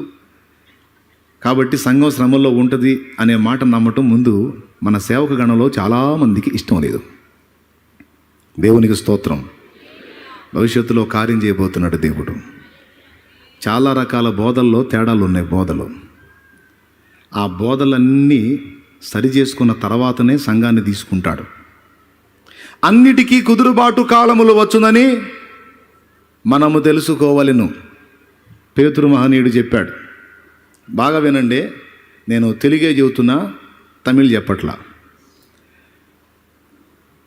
సంఘంలో రకరకాల బోధలు, పొరపాట్లు, రకరకాల బోధలు ఉన్నాయి. అయితే విచిత్రమైన విషయం ఏంటంటే, ఎన్ని రకాల బోధలున్నా సంఘము శ్రమలో ఉంటుంది, శ్రమల కంటే ముందు వెళ్ళిపోయిద్ది అనే ఈ 2 బోధల విషయంలో 80% మంది ఏమో శ్రమల కంటే ముందు, అంటే అంత్య అబద్ధ క్రీస్తు బయలుపడక ముందే మనం వెళ్ళిపోతామని బోధిస్తున్నారు. 80%. 20% మంది నో ఖచ్చితంగా వాడిని మనం ఫేస్ చేయాల్సి ఉంటుంది, వాడిని ఎదుర్కోవాల్సి ఉంటుంది, వాడితో మనం పోరాడాల్సి ఉంటుంది, వాడిని శాసించాల్సి ఉంటుంది, ప్రశ్నించాల్సి ఉంటుంది, మనం నిలబడాల్సి ఉంటుంది అని 20% మాత్రం బోధిస్తున్నారు. ఇప్పుడు మిగిలిన బోధలన్నిటిలో తప్పులు దిద్దటానికి ఒకవేళ మనం పూనుకుంటే విశ్వాసులు ఊరుకోరు, సేవకులు ఊరుకోరు. బాగా వినండి. ఇక భవిష్యత్తులో ఏం జరగబోతుందంటే, మిగిలిన సిద్ధాంతాలన్నీ పక్కన పెట్టి భవిష్యత్తు సంభవమైనటువంటి రాకడ విషయంలో 80% మంది చెప్పిన సిద్ధాంతం తప్పు కాబోతుంది. 20% చెప్పిన సిద్ధాంతమే నిజం కాబోతుంది. ఇది జరిగినప్పుడు సార్వత్రిక సంఘము ఇక తమ బోధకుల మాట వినటం మానేస్తుంది. ఇప్పటిదాకా మమ్మల్ని నిద్రపుచ్చారుగా, మనకేం ఉండవు, మనం డింగుమని ముందు వెళ్ళిపోతామని. ఇక మీరు ఏది చెప్పినా ఇంతేగా. వాళ్ళు దుర్బోధకులు, వాళ్ళు సైతాను సంబంధులు, వాళ్ళు అబద్ధ బోధకులు, వాళ్ళు అట్లా వాళ్ళు ఇట్లా అని వాళ్ళను ఏకారు. 80% మంది కలిసి 20% మందిని ఏకారు. చివరికి వాళ్ళు చెప్పిందే జరుగుతుంది ఇప్పుడు. కాబట్టి ఈ ప్రాముఖ్యమైన విషయంలో వారు చెప్పింది సత్యం కనుక ఇక మిగిలిన సత్యాల విషయంలో కూడా మేము వారినే ఆశ్రయిస్తామని రాబోతుంది సార్వత్రిక సంఘం. దేవునికి స్తోత్రం కలుగును గాక. అప్పుడు జరిగింది దిద్దుబాటు. అప్పటిదాకా జరగదు. ఎవరి సిద్ధాంతం వాళ్ళ కరెక్ట్, కానీ జరిగింది. ఇప్పుడు భవిష్యత్తులో ఏం జరుగుతుంది? సంఘం శ్రమల్లో ఉంటుందో ఉండదో అర్థమైపోయింది అందరికీ. ప్రకటన గ్రంథంలో లేఖనం ఎలాగూ చెప్పిందో అలాగా. చివరికి ఆశ్చర్యం ఏంటంటే, వాడు బయలుపడనే పడతాడు, మనమేమో అప్పటికి ఇంకా బాం. అప్పుడు అయ్యగారిని అడుగుతారు, అయ్యగారు ఆడు వచ్చేటప్పటికి మనం పోతామన్నారు, మనం ఇంకా ఉన్నాం. అదే అర్థం కావట్లేదు నాకు కూడా. దేవునికి స్తోత్రం అంట. రావాల్సిందే సత్యం దగ్గరకు. అప్పుడు దేవుని నియమం ఎప్పటికీ మారదు. దేవుని నియమం మారిద్దని ఎప్పుడు కళ్ళగనొద్దు. తన అద్వితీయ కుమారుని శ్రమలు పరిచి శ్రమల వలన విధేయత నేర్పాడని యేసునాథుడికే శ్రమల వలన విధేయత నేర్పుకుంటే మనకు తప్పుతాయా? మనము సైతం శ్రమలలోనే సంపూర్ణ సిద్ధి పొందాలి. చెప్పు గట్టిగా, చప్పట్లు కొట్టి ఒకసారి చెప్పు. ఇప్పుడు అందరూ కొట్టండి. శ్రమకు మెంటల్గా ప్రిపేర్ అయి ఉండాలి. కానీ ఏ బోధ టేస్ట్ మనకి? నీకే ఉండవు. అన్నీ ఆయన చూసుకుంటాడు. నీకే ఉండదు. అసలు నీకే నొప్పి ఉండదు, నీకే బాధ ఉండదు, నీకే ఇబ్బంది ఉండదు. అసలు నీకెందుకు అంతా? ఇక నువ్వు చుక్కల్లో తేలుతుంటావు. నిద్ర వచ్చిన వాళ్ళు స్తోత్రం చెప్పండి. కళ్ళు తెరిసిన వాళ్ళు చూస్తారు నేను చదవకోసారి. మిలుగుతున్న వాళ్ళు చెప్పండి గట్టిగా. ఏది బాగుంటుందో తెలుసా? ఏ బాధ? నీకే బాధ ఉండదు, నీకే నొప్పి ఉండదు, అసలు మనకేం ఉండదు. అసలు వాడు వచ్చేటప్పుడు మనం ఎందుకు ఉంటాం? ప్రభు మనల్ని వండిస్తాడా? ఒక్కసారి నాకు చెప్పండి, అగ్నిగుండంలోకి వేయనిచ్చాడా, వేయకుండానే ఆపాడా? అగ్నిగుండంలోంచి ఏం కాలకుండా బయటికి తెచ్చినోడు రాజు బ్రెయిన్ని కొంచెం లూజ్ చేయలేడు? కొంచెం బ్రెయిన్ లూజ్ చేసి అగ్నిగుండంలో పడకుండానే ఆపలేడు? ఎందుకు ఆలోచించట్లేదు? సింహాల గుహలోకి ఎందుకు బానియాలండి? రాజుని గట్టిగా గద్దించి, నోర్మై, ఎవడైతే నీకు ఎదురు వచ్చి మాట్లాడాడో వాళ్ళని సింహాల గుహలో వేస్తానని బెదిరించో. నీకెవడు నీతో ఆర్గ్యూ చేయడానికి రాడు. రాజా, దానియేలు గుహలో వేసావా, నీ పని చేస్తానని చెప్తే వాడు ఏగిపోనుగా. కానీ వేయనిచ్చాడా లేదా? మీకు దండం పెడతా చెప్పండి. షడ్రకు మేషకు అబేద్నెగోలను అగ్నిలో వేయనిచ్చాడు, దానియేలును సింహాల బోన్లో వేయనిచ్చాడు గుహలో. చిత్రం ఏంటంటే, ఒకవేళ వినండి, అందులో పడకుండా, అగ్నిగుండంలో వారు వేయబడకుండా ఒకవేళ రాజుతో దేవుడు మాట్లాడి ఆ ప్రయత్నాన్ని ఆపించినట్లయితే బబులోను సంస్థానం మొత్తం, షడ్రకు మేషకు అబేద్నెగోలు కూడా సరే వాళ్ళని పక్కన పెడితే, బబులోను సంస్థానం మొత్తం ఎవరిని పూజార్హుడు అనేవాళ్ళ తెలుసా? నెబుకద్నెజర్ని. అబ్బా, ఎంత మంచి హృదయం! మీ ఆజ్ఞ అతిక్రమించిన అగ్నిగుండాన్ని 7 అంతలు ఎక్కువ చేసి కూడా మహారాజా వెయ్యకుండా ఆపేశారంటే మీది ఎంత ఉదాత్త గుణం, ఎంత క్షమాగుణం, ఎంత దయాగుణం! నిజముగా నీవే పూజార్హుడవు అని వాడికి చేసేవాళ్ళు భజన. దేవునికి స్తోత్రం. అందుకే ఆడు చేసే పని ఆడు చేయాల. నువ్వు చేయరా, నువ్వు చెయ్యి. బబులోను దేశమందున ఆ భక్తులు 3 బొమ్మకు మొక్కనందున, బబులోను దేశమందున ఆ భక్తులు 3 బొమ్మకు మొక్కనందున, పట్టి బంధించి రాజు అగ్నిలో పడవేస్తే, పట్టి బంధించి రాజు అగ్నిలో పడవేస్తే 4వ వానిగా ఉండలేదా? ఓ భక్తుడా, రాజు రమ్మని పిలువలేదా? 4వ వానిగా ఉండలేదా? ఓ భక్తుడా, రాజు రమ్మని పిలువలేదా? భయము చెందకు భక్తుడా, ఈ మాయలోక ఛాయలు చూసినప్పుడు. భయము చెందకు భక్తుడా, ఈ మాయలోక ఛాయలు చూచినప్పుడు. భయము చెందకు నీవు, దిగులు చెందకు నీవు, భయము చెందకు నీవు, దిగులు చెందకు నీవు. జీవమిచ్చిన యెహోవా ఉన్నాడు, ఓ భక్తుడా, ప్రాణం పెట్టిన యేసయ్యున్నాడు. జీవమిచ్చిన యెహోవా ఉన్నాడు, ఓ భక్తుడా, ప్రాణం పెట్టిన యేసయ్యున్నాడు. దేవునికి మహిమ. ఏమండి, మనల్ని కాపాడేవాడు వాడు బయలుపడ్డ తర్వాత కూడా కాపాడలేడా? అమ్మమ్మ వాడు వచ్చి నా బిడ్డల్ని బాధ పెడతాడు, వచ్చాడు నాన్న అని సంకన వేసుకొని పోతాడా? ఎక్కడికి రా పోయేది? నేను వానిని ఎలాగ ఎదిరించానో నా పిల్లలు కూడా వాని అలాని ఎదిరించి నిలవాలి. గెలవాలి. పాటలు పాడటం కాదు, ఆలోచించాలా. నిలవాలని ఆ యుద్ధమే లేదు, జంప్ అయిపోతూ ఉంటుంటే గెలిచేది అక్కడ. ఆలోచించొద్దు. సంఘానికి ఏమి నేర్పిస్తున్నావు? తేడా పడుతుంది వ్యవహారం. శ్రమలకు సిద్ధపరచండి సంఘాన్ని. దైవజనాంగమా, భూమి మీద ఉన్నప్పుడైనా, అంత్య అబద్ధ క్రీస్తు వచ్చినప్పుడైనా సరే రెడీగా ఉండాలి. ఒక మాట చెప్తా, అంత్య అబద్ధ క్రీస్తు బయలుపడితే ఇక మనకి దిక్కులేదా? వానికి మనకు మధ్య అడ్డుగా ఉన్న పరిశుద్ధాత్ముడే. ఎప్పుడైతే వానితో మనకి యుద్ధం సంఘటిల్లుతుందో, వినో,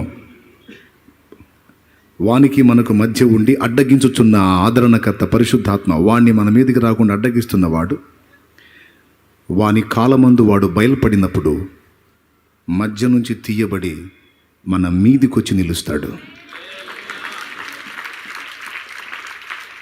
ఎవరి మీదకి వచ్చి నిలుస్తాడు? సార్వత్రిక సంఘం మీదకొచ్చి నిలుస్తాడు. ఆయనిస్తాడు శక్తిని. వేడిమి గల అగ్నిగుండం నుండి మమ్మల్ని కాపాడటకు మా దేవుడు సమర్థుడు. కాపాడకపోయినా పర్వాలా, ఆయనకు నచ్చంది మాత్రం మేము చెయ్యం. ఎలా అనగలిగారు? పరిశుద్ధాత్మ. సింహాల గుహలో వేసేస్తాను, హ్యాపీగా వెళ్ళాడు. అయ్యా అందరూ జాగ్రత్త, రాజా ఎందుకని నా గురించి ఆలోచించు అలా హ్యాపీగా వెళ్ళాడు. గుహలో వేసేశారు. ఎలా వెళ్ళాడు? ఎందుకు వచ్చిన గొడవ? రాజా వద్దులే, నేను ప్రార్థన మానేస్తాలే, నీ ఏడుపోయింది నీకు చేయటమేగా ప్రార్థన, సరే తగలబెడతాలే, 30 రోజులు ఏమో నీకే చేస్తాలేపో అన్నాడా? ఒరే రాజా, నువ్వు ఎంతన్నా మొత్తుకో, నేను ఆయనకి ప్రార్థన చేయకుండా ఉండలేను. అలా ఉండటం కంటే సావటం మేలు. చంపారా, చచ్చిపోతా. ఒకవేళ వాస్తవంగా నా దేవుడు కాపాడుతాడు, కాపాడకుండా చావు కప్పచెప్పినా చచ్చిపోతా. కానీ ఆయనకు నచ్చని పని మాత్రం నేను చేయను. వేసేసాడు సింహాల గుహలో. నైట్ అయింది, డ్యాన్స్ వేసేవాళ్ళు వచ్చారు. రాజా నాట్యం ఆడామా అని. తంతా పోండి అన్నాడు. మ్యూజిక్లో వాళ్ళు వచ్చారు. సార్ జస్ట్ మ్యూజిక్ ప్లే చేస్తాను సార్, కొంచెం పీస్గా బాగుంటారు, పోండి మొత్తం పోండి. పిచ్చెక్కుతుంది. ఎందుకు? నీతిమంతుని నిరపరాధిని శిక్ష వేశానని తెలుసు రాజుకి. నిద్ర పట్టక ఇంకా చాలా చీకటిగా ఉండగానే లేచి అప్పటికి అందులో వేసి దానియాలు గంటలైపోయింది. పోయి అంటాడు గుహ దగ్గరికి పోయి, జీవము గల దేవుని సేవకుడవైన దానియేలు, చావు కూడా తెగబడ్డావే, ఆయన్ని సేవించటం ప్రేమించటం మానలేదే, ఇంత పిచ్చిగా ప్రేమించావే నీ దేవుణ్ణి, ఆ దేవుడు నిన్ను కాపాడగలిగానా? లోపల ఫీలింగ్ ఏంటో తెలుసా? చచ్చిపోయి ఎముకలు పీస్ కూడా అయిపోయి ఉంటాయి, ఇంకా నాకు సమాధానం వస్తుందా అని. ఇతను ఈ మాటలు ఎప్పుడైతే కంప్లీట్ చేశాడో, నీ దేవుడు నిన్ను రక్షించగలిగానా అన్న మాట ఎప్పుడైతే అన్నాడో, గుహలో నుంచి వాయిస్ వస్తుంది, రాజు చిరంజీవి యగుగాక. ఎగిరి పడ్డాడు వీడు బయట. రాజా, నీ వారి దృష్టికి నీ దృష్టికి నింద పొందిన వాడనే నేరస్తుండని దోషినని నన్ను తెచ్చి గుహలో వేశారు. కానీ నీ దృష్టికి నేను నింద నొందిన వాడను, దోషిని. కానీ నా దేవుని దృష్టికి నేను నిర్దోషిని. అందుకే ఆయన నాకంటే ముందు తన దూతను పంపి సింహములు నాకే హాని చేయకుండా ఆయన ఇదిగో నన్ను కాపాడి ఉన్నాడు. నిందల పాలై దేవునికి మహిమ. షడ్రకు మేషకు అబేద్నెగోలు ఎక్కడున్నారు? అగ్నిగుండంలో వెళ్ళిన తర్వాత వాళ్ళని సేవ్ చేశాడా, వెళ్లకుండా ఆపాడా? మరి మనల్ని ఎలా పోనీయకుండా ఉంటాడండి? అందులో నీకు పోనిచ్చి బయటికి తీసుకొస్తే మహిమ, లేకపోతే ముందే వాడి మైండ్ సెట్ మారిస్తే మహిమ? ఆయనకు మహిమ ఎట్ట తెచ్చుకోవాలో పెద్ద ఆయనకు బాగా తెలుసు.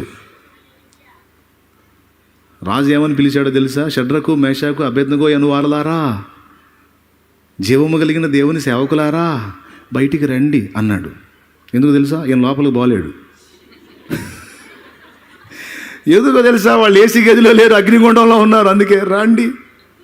లేదు సార్, మీ వాళ్ళని నన్ను పంపించండి సార్. ఏందిరా పంపించేది? మిమ్మల్ని ఇసిరిన వాళ్ళే బూడిదైపోయారు, ఇంకెవరన్నా పంపిస్తే చేతికి వస్తారా? సరే వాళ్ళు వద్దులే సార్, మీరు రండి సార్. మరి నాయన నాకు చాలా రాజ్యపాలన చేయాలంది. సింహాల గుహలోకి వెళ్ళిన దానియేలు వెంటనే పనివారిని పిలిచి, దానియేలు బయటికి తీయండి. వచ్చేసాడు. ఈ ఇద్దరు రాజులు ఏమన్నారో తెలుసా? షడ్రకు అబేద్నగో మేషాకుల దేవుడే పూజార్హుడు అన్నాడు నెబుకద్నెజరు. దర్యావేషు జీవము గల దేవుడు, దానియేలు దేవుడే నిజ దేవుడు. కాబట్టి విషయం గ్రహించాలి. పాత నిబంధనలు అయినా క్రొత్త నిబంధనలు అయినా మన పుట్టుకే శ్రమల్లో పుట్టాం, శ్రమల్లో పెరిగాం. శ్రమలే మన టానిక్. చాలామందికి ఈ బాధలన్నీ ఎప్పుడు పోతాయో, ఈ కష్టాలన్నీ ఎప్పుడు పోతాయో, ప్రశాంతంగా ఎప్పుడు ఉంటాను. నేను చెప్పనా, ప్రశాంతంగా నువ్వు ఉన్నావంటే ఖచ్చితంగా దరిద్ర పనులు చేస్తావు. అసలు క్రైస్తవుడికి శోధన కాలం ఎప్పుడు తెలుసా? ఏ బాధ లేని కాలమే. ఎటో పక్క నుంచి ఏదో ఒకటి గుచ్చుతూ ఉంటే హల్లెలూయా హల్లెలూయా హల్లెలూయా హల్లెలూయా అంట. ఎటు పక్క ఏ బాధ ఏ నొప్పి లేదనుకో, హల్లెలూయా లేదు, ఏం లేదు, అంటావు నువ్వు అంతే. ఖచ్చితంగా నీలో పైత్యం ప్రకోపిస్తుందను, వేరే పనులు చేస్తావు ఇక నువ్వు. అందుకే ప్రేమతో మన బంధము, శ్రమలో అనుబంధము విడదీయగలరా ఎవరైనను, మరి ఏదైనను శ్రమలు. దేవునికి స్తోత్రం. ఎంతమందికి అర్థమైందండి? శ్రమలొద్దు, ఏమొద్దా? శ్రమలొద్దు, కిరీటం కావాలి. పరీక్షలొద్దు, బహుమానం కావాలి. పాట పాడతారు మళ్ళీ. ఇహలోక బంధాలు మరచి నీ ఎదుటే నేను నిలచి, నీవిచ్చు బహుమతులు నీ స్వీకరించి. ఏం పాడారు మీరు? ఎవరికి? నీకా? ఆయన బహుమానాలు ఇయటం. అసలు ఈ యుద్ధంలో లేకుండా పారిపోయి జంప్ అయిపోతే నీకు బహుమానాలు ఎందుకు ఇవ్వాలి ఆయన? ఏం అనిపించకుండా, ఏ పరీక్షలోనూ పాస్ కాకుండా, నువ్వు ఏ ప్రయాసపడకుండా, ఏ నొప్పి తగవద్దు, ఏ నొప్పి ఉండొద్దు, నాకే బాధ ఉండకూడదు, నాకేది తట్టుకోలేను నేను, నాకు అసలే. పాఠేమో నీవిచ్చు ఏ నొప్పొద్దు అని బహుమతి కావాలి నీకు. ఎట్లిస్తాడు బహుమతి?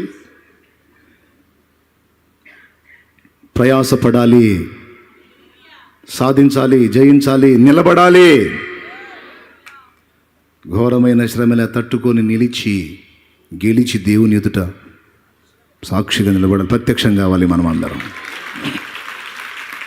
అప్పుడు వాడు ఇహలోక బంధాలు మరచి నీ ఎదుటే నేను నిలచి, ఇహలోక బంధాలు మరచి నీ ఎదుటే నేను నిలచి,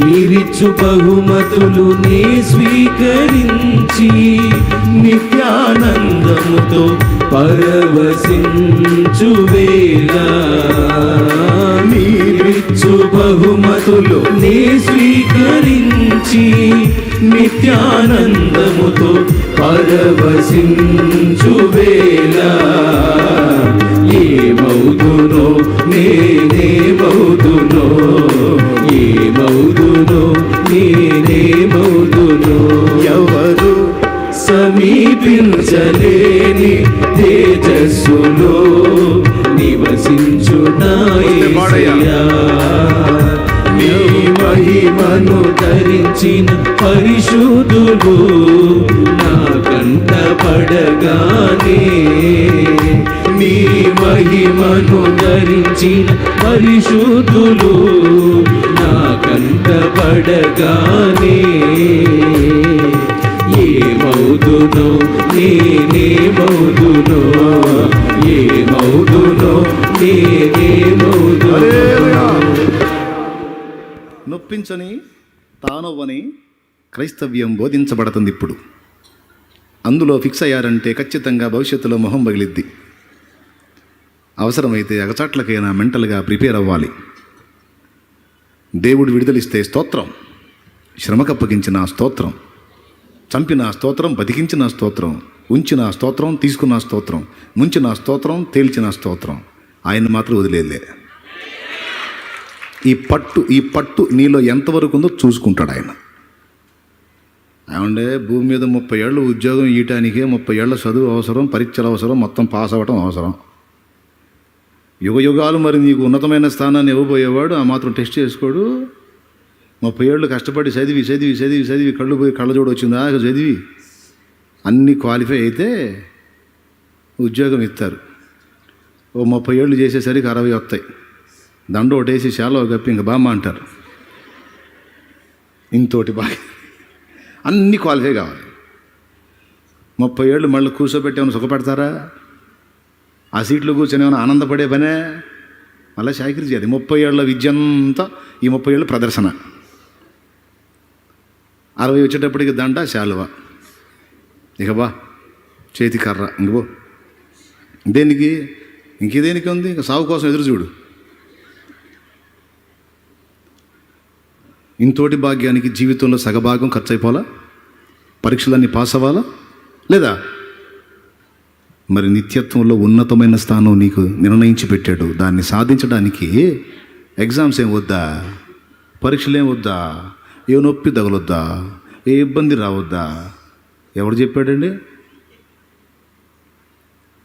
ఇప్పుడు నేను ఈ మాటలు చెబుతుంటే కొంతమంది ఇప్పటికే సంఘాలకి మనకే ఉండవు, మీకెందుకు హాయిగా ఉండండి, ప్రశాంతంగా ఉండండి, నిబ్బరంగా ఉండండి అని చెప్పిన వాళ్ళకి మండిపోతుంటుంది. అహం ఏం చేద్దాం, ఊరుకోదు అహం. నేను అందుకే చెబుతున్నా, ఒక విషయంలో క్లారిటీ లేనప్పుడు తొందరపడి బోధించకండి. బోధిస్తే బుక్ అవుతారు. దిద్దుకోవాలంటే అహం అడ్డొచ్చుద్ది. కానీ పెద్ద మనసుతో దిద్దుకుంటే ఎంత బాగుండు. సంఘం కూడా గౌరవించింది, కానీ దిద్దుకోరు. Prestige issue. నేను చెప్పిన ప్రసంగాన్ని, నేను చేసిన బోధన వెనక్కి తీసుకుంటే ఈయనకేం తెలియదని అనుకుంటారేమో అని అహం అడ్డొచ్చి తను చెప్తున్న బోధ తప్పు అయినప్పటికీ దాన్ని నిలబెట్టుకోవడానికి చాలా పెద్ద తప్పు చేస్తాడు సేవకుడు. అందుకే నీకే క్లారిటీ లేని, స్పష్టత లేని విషయాలు తొందరపడి నోరు తెరవటం కంటే సమయం పాటించటం, విశ్లేషించటం చాలా మంచిదని చెప్తున్న దైవజనులకి. దేవునికి స్తోత్రం కలుగునుగాక. హల్లెలూయా. ఒక్కటైతే నిజం, మీరు నమ్మినా నమ్మపోయినా, నేను ఈ మాటలు చెప్తుంటే కొంతమంది నన్ను దుర్బోధకుడు అన్నారు. ఏమని? శ్రమల్లో మనం ఉంటామని చెబుతున్నాడు అని నన్ను తేడా అన్నారు. నేను అడుగుతున్నా ఒక మాట, మనకే శ్రమలు ఉండవు, హ్యాపీగా వెళ్ళిపోతాం అని నువ్వు చెబుతున్నావు. ఇది సత్యబోధ. నేనేమో మనకు అగచాట్లు వచ్చినా మనం ప్రిపేర్ అయి ఉండాలా, ఎదుర్కోవాలా, నిలబడాలా, క్రీస్తు కొరకు బలపడాలా, క్రీస్తుకు సాక్ష్యం ఇవ్వాలా అని నేను చెప్పా. నా దుర్బోధ. సరే, రేపు క్లైమాక్స్లో నీదే రైట్ అయ్యి నాదే తప్పైంది అనుకో, నేనేం బోధించా? మనకు శ్రమలు ఉంటాయి, అవసరమైతే వాడిని ఎదుర్కోవాల్సి వచ్చింది, రెడీగా ఉండండి అని నేను చెప్పా. కానీ చివరి క్లైమాక్స్లో చూస్తే ఏమి లేదు. వాళ్ళు చెప్పినట్టే మనం ముందే పోయాం.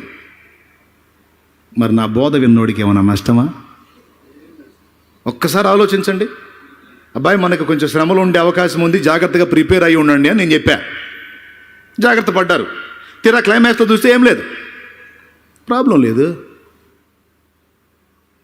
కానీ నా బోధ తప్పని, మనకి ఏమీ ఉండవు, మీకెందుకు హాయిగా తినండి, హాయిగా నిద్రపోండి, రిలాక్స్గా ఉండండి అని మీరు బోధిస్తున్నారు కదా.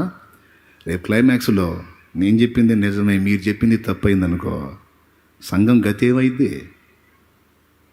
మొత్తం కలిసి క్యూలో నిలబడి ముద్ర వేయించుకుంటారు పోయి, శ్రమలకు తట్టుకోలేక. ఏది బోధిస్తే మంచిది? కనీసం లాజికల్గా ఆలోచించిన విషయం అర్థమైంది కదా. ఇప్పుడు వచ్చి మనగాడు బోధిస్తున్నాడు, తాతల తండ్రుల నుంచి మేము అసలు ఎప్పుడో మా సీనియారిటీ నీ సీనియారిటీ చల్లగా ఉండా కాదని ఎవరన్నారు బాబా? కొంచెం ఆలోచించండి. కాదని నేను అన్నట్లు ఆలోచించండి. సరే, మిగిలిన వాళ్ళ సంగతి నాకు అనవసరం. నన్ను ప్రేమించి గౌరవించే వాళ్ళకి నేను మీ అందరికీ కట్టకట్టి చెబుతుంది ఏంటంటే, అంత్య అబద్ధ క్రీస్తు పాలనలో అవసరమైతే ఎంత ఘోరమైన శ్రమని ఎదుర్కోవటానికి మనం రెడీగా ఉండాలి. ఎందుకంటే ఇంకా ఆ రోజులు దగ్గరకు వస్తున్నాయి. ఈ తప్పిపోయిన గొర్రెలాగున్న ఇశ్రాయేలు జనాంగం బాబా అనే రోజు ఒక రోజు ఉంది. ఆ రోజు ఎప్పుడో తెలుసా? మనం ఎత్తబడతాం ముందు, వాళ్ళు మనం ఎత్తబడ్డ 3.5 సంవత్సరానికి ఎత్తబడతారు. నిజమైన క్రీస్తునేమో పట్టుకొని సిలువేశారు. రేపు అబద్ధ క్రీస్తు వస్తాడే అతన్ని క్రీస్తుని నమ్ముతారు. కొద్ది కాలం తర్వాత వాడి సంగతి అర్థమైపోయి వాడి చేతుల్లో కొంతమంది హతులవుతారు ఇశ్రాయేలీయులు. అక్కడి నుంచి దేవుడు వాళ్ళని తప్పిస్తాడు. తప్పించిన తర్వాత అప్పటికి సంఘం వెళ్ళిపోతుంది. సంఘం వెళ్ళిపోయిన 3.5 సంవత్సరం ఇశ్రాయేలు జనాంగం భూమి మీదే ఉంటారు మరుగుగా. ఆ 3.5 ఏండ్ల తర్వాత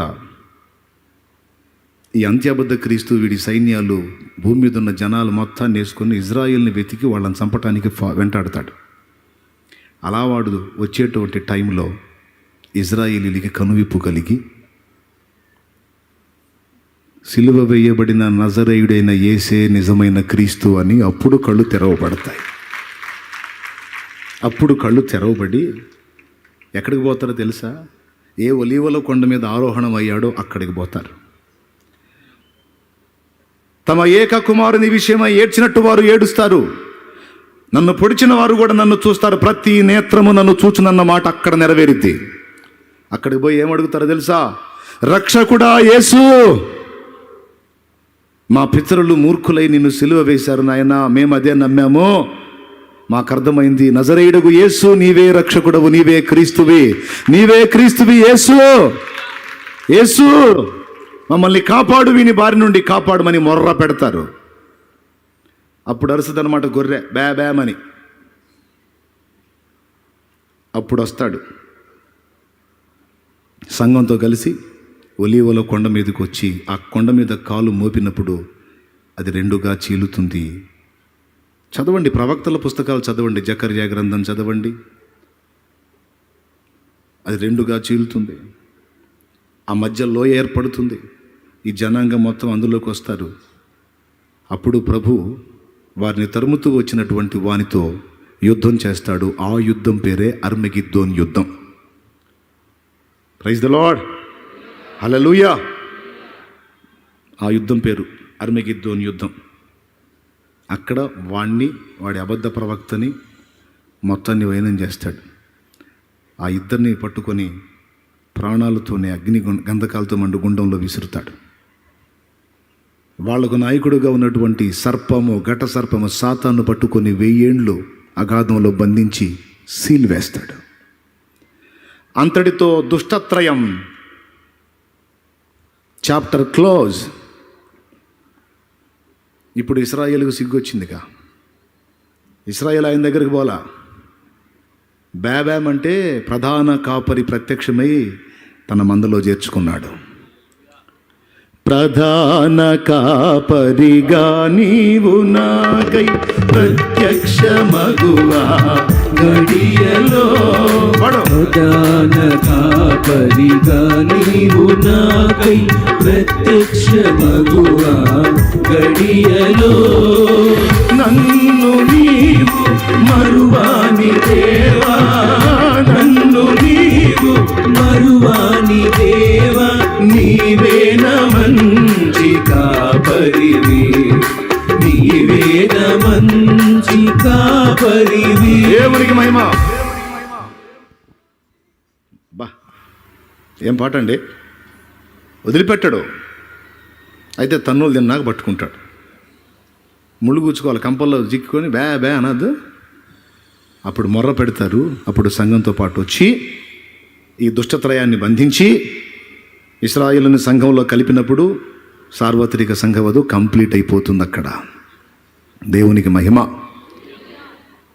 ఇక ఆ సంఘమును పట్టమహిషిగా చేసుకొని, హలో వినండి, సంఘమునే పట్టమహిషి కంటే రాణిగా చేసుకొని ప్రభువే యేసే రారాజుగా ఇదే భూమి మీద 1000 ఏళ్ళు మళ్ళా రాజ్యం చేయబోతున్నాడు ఆయన. జారు చేతులు నొప్పులు పడతాయి. మెల్లగా కొట్టండి, పొదుపుగా వాడాలి శక్తి. యేసయ్య 1000 ఏళ్ళు రాజ్యం చేయబోతున్నాడు. ఖచ్చితంగా మనందరం ఉంటాం అందులో. మనందరం అంటే మారు మనసు పొంది బాప్తీసం పొందిన వాళ్ళు, అంతవరకు ప్రభు యందు విశ్వాసం నుంచి తొలగిపోకుండా ఉన్నోళ్ళు ఉంటారు. మధ్యలో ప్రభుని వదిలేసిన వాళ్ళు ఉండరు. తెలిసి రక్షణ నిర్లక్ష్యం చేసి ఎంత మొత్తుకు అని చెప్పినా, పాపాలు కడిగేసుకోండి బాబు అని ఎంత మొత్తుకున్నా,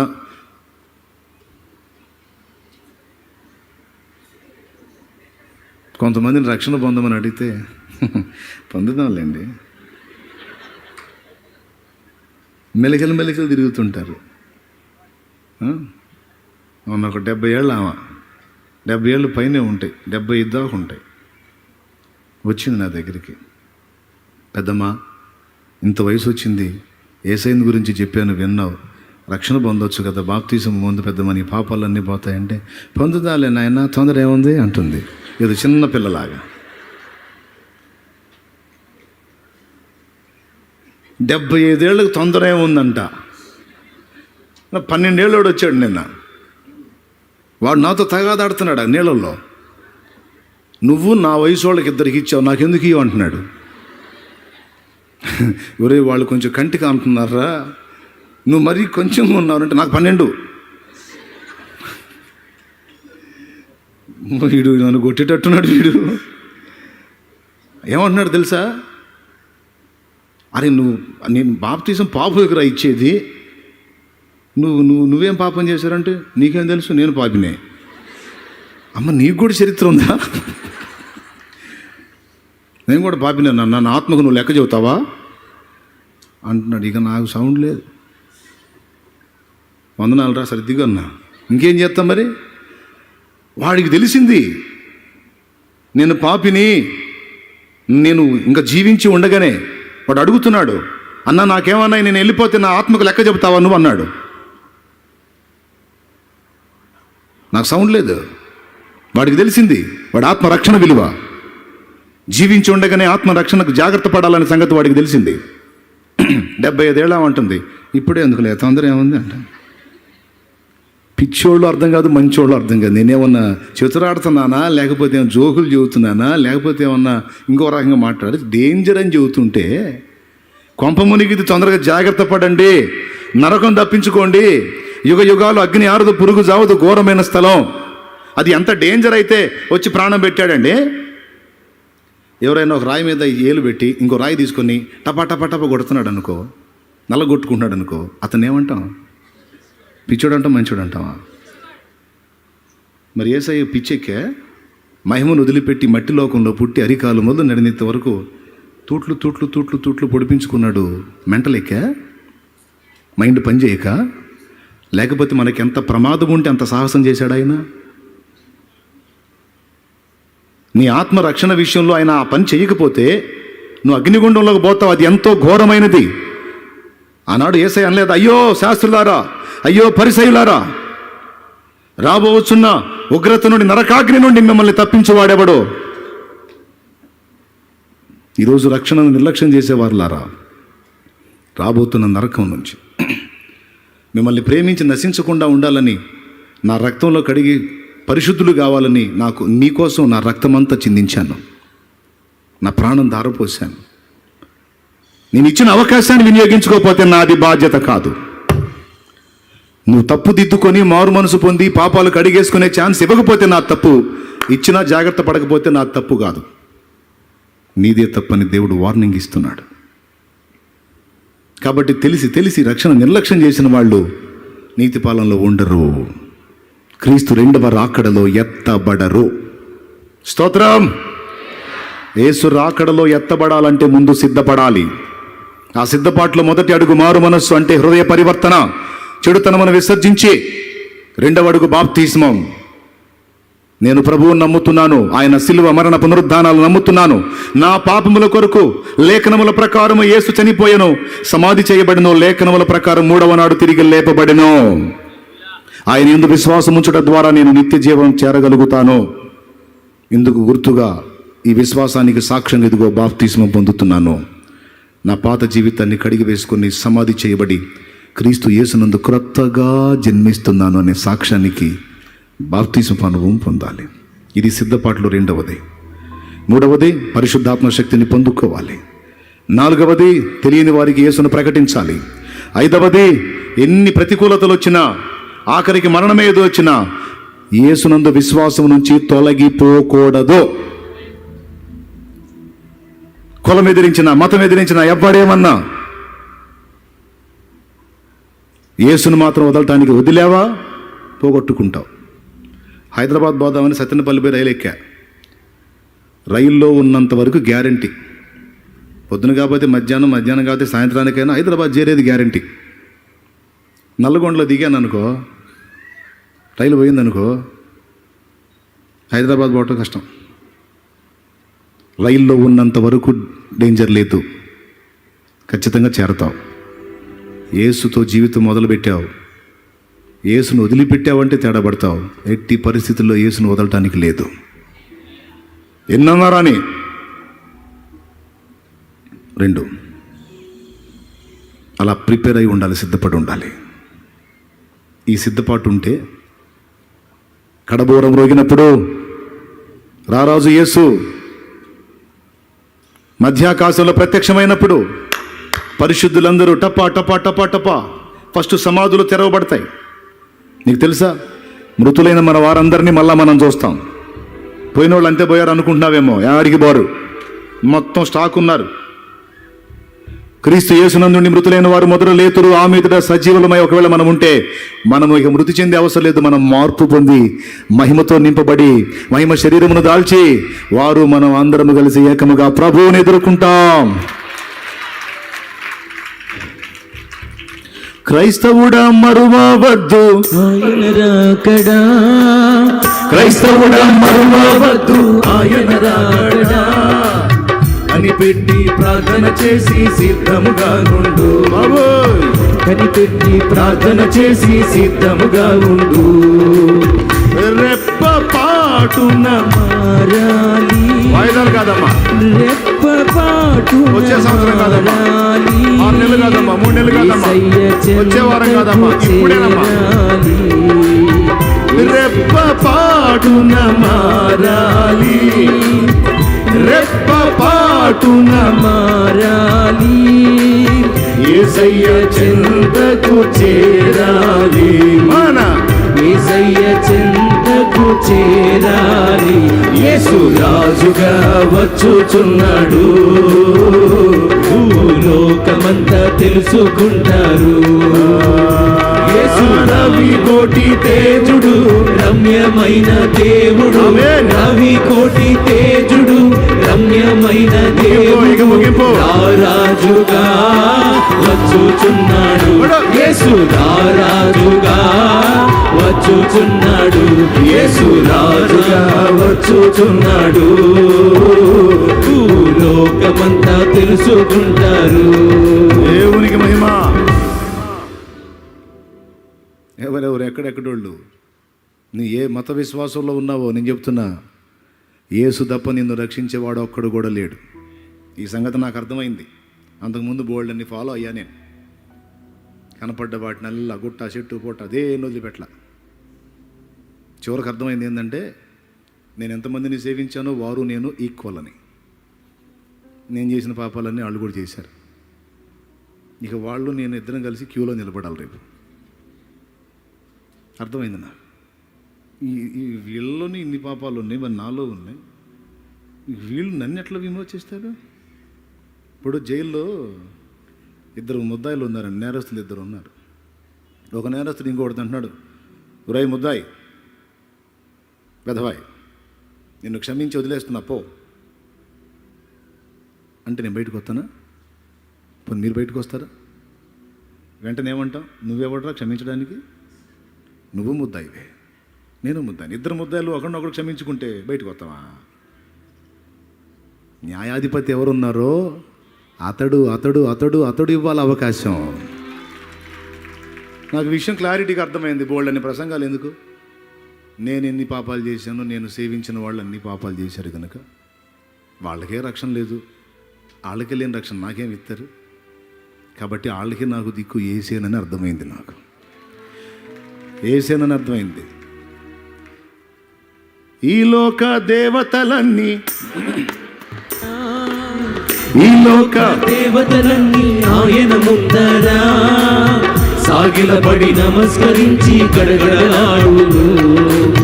సాగిలపడి నమస్కరించి గడగడలాడును. ఒక మాట, ఇప్పుడు ఎంతమంది నిన్ను తిడుతున్నారో, ఎంతమంది నిన్ను దూషిస్తున్నారో, ఇప్పుడు నేను ఈ మాటలు చెబుతున్నప్పుడు ఎంతమంది తిట్టుకుంటున్నారో నాకు తెలియదు. లైవ్లో వినేవాడు కానీ తర్వాత వినేవాడు ఎవరు ఏమనుకుంటా నాకు తెలియదు. ఒక మాట నాకు ఒక గ్యారంటీ, తిట్టుకున్నోడైనా, సణుక్కున్నోడైనా, గొణుక్కున్నోడైనా, దూషించినోడైనా, పిచ్చి పనులు చేసినోడైనా, ఎవడైనా సరే ప్రతి ఒక్కడు ఆయన ముందు వచ్చి మోకాళ్ళు వేయాలని రాస్తుంది బైబిల్లో. నా తోడు ప్రతి మోకాలు, నా నామమున వంగును ప్రతి నాలుక నన్ను స్తుతిస్తుంది. అంతే. ఈ లేఖనం నిరర్ధకం కాదు. అందుకే ఎవడన్నా ఓవర్గా మాట్లాడుతుంటే నీకుందరో అనుకుంటా. నేను యేసు ప్రభుని ఎటకారం చేసి దూషించి ద్వేషించి మాట్లాడుతుంటే నేను ముసిముసి నవ్వులు నవ్వుకుంటా. ఎంతకాలం వాడు ఎటకారం చేస్తాడు, ఎంతకాలం దూషిస్తాడు. నాసికారంధ్రాల్లో జీవవాయువు ఉన్నాడు అని ఊస్తే పుట్టాడాడు అన్నాడు అనుకుపోతాడు. దేవునికి స్తోత్రం కలుగును గాక. అంతకుమించి ఏముందండి? ఊపిరి ఊదితే వచ్చినోడు. నిశ్వాసానికి పుట్టావు, ఉచ్ఛ్వాసం చేశాడంటే అయిపోద్ది, పైకి వెళ్ళిపోతావు. నేను నవ్వుకుంటా. 3 నెలల ముచ్చటని తెలియక ముందు చూపు కొంతైనా లేనే లేక, ఎత్తటమే పంచుగా ఎత్తాల. 3 నెలల ముచ్చటని తెలియక ముందు చూపు కొంతైనా లేనే లేక, అంతా వ్యర్థమని అర్థం కాక, అంతా వ్యర్థమని అర్థం కాక, సంతలో వెదకులాటలేందుకే నీటి మీద బుడగా, సంతలో వెదకులాటలేందుకే నీటి మీద బుడగా, 3 నెలల ముచ్చటని ఎరుగక ముందు చూపు కొంతైనా లేనే లేక. దేవునికి మహిమ. ఎవరి గురించి నేను పడింది ఇప్పుడు? బుడగా, నీటి బుడగా. ఎవరు? నువ్వు, నేను, మిడిచిపడేవాడు. ఎవడు నన్ను అన్నాయి, నేను నవ్వుకుంటా ఉంటా, నీకు పగిలిద్దిరా అని నేను ఊహించుకుంటా ఉంటా. వీడు ఇంత మాట్లాడుతున్నాడు కదా, రేపు ఏసై దగ్గర వీడు ఎట్లా బెండ్ అవుతాడు? అసలు వీడు ఏ టైపులో వణుకుతాడు, ఏ టైపులో గిలగిలాడతాడు? అసలు వీడు దగ్గరికి వస్తాడా? ఆ నీతిగల న్యాయాధిపతి పరాక్రమశాలి సింహాసనం మీద కూర్చొని అగ్ని వంటి నేత్రాలతో అలా కూర్చొని ఉంటే వీడు ఏమేమి అవుతాడో, ఏమేమి చేసుకుంటాడో నాకు ఇంకా అనుమానమే. ఎందుకంటే వీడు ఆయన లేడని తిడుతున్నాడు, ఎవరో ఉన్నారని భ్రమపడుతున్నాడు. చివరికి వాళ్ళు ఎవరు కనపడరు, లేడనుకున్నాడే ప్రత్యక్షమవుతాడు. ఇదేం సార్ నువ్వు వచ్చా, మా వాళ్ళందరూ ఎట్టిపోయారండి, ఎవడున్నారు, ఎవరున్నారు అంటాడు. నేనే దేవుడు, మరి ఏ దేవుడు? దేవునికి స్తోత్రం కలుగును గాక. ఇది అర్థమయ్యే అన్నీ సర్దుకున్నాం. చేతులు కాల్చుకొని, ఇది చూడండి భక్తి. చేతులు కాల్చుకొని, మూతులు కాల్చుకొని, డబ్బులు వదిలించుకొని, బస్టాండ్ ప్లాట్ఫారాల మీద వండుకొని, ఉపవాసాలు ఉండి, కడుపు మార్చుకొని, అన్నీ గందరగోళం అయిపోయి, సొమ్ము పోయి దుమ్ము పట్టినట్టు బీభత్సమై మొత్తం కలిసి సర్దాం అనుకుంటే నశించిన దాన్ని వెదకి రక్షించడానికి వచ్చాడు. అది 3వ పాయింట్. నాణ్యం. నాణ్యం అంటే అన్యజనులు. ముసలమ్మ పోగొట్టుకుంది నాణ్యం. తప్పిపోయినోడు తిరిగి వచ్చే దారి తెలుసు. గొర్రె పిల్లకి కనీసం నేనున్న ఉనికి ఇక్కడ ఉందయ్యా బ్యా బ్యా అని అరవటం తెలుసు. నాణ్యానికి 2 తెలియవు, పడ్డకాడే ఉంటుంది.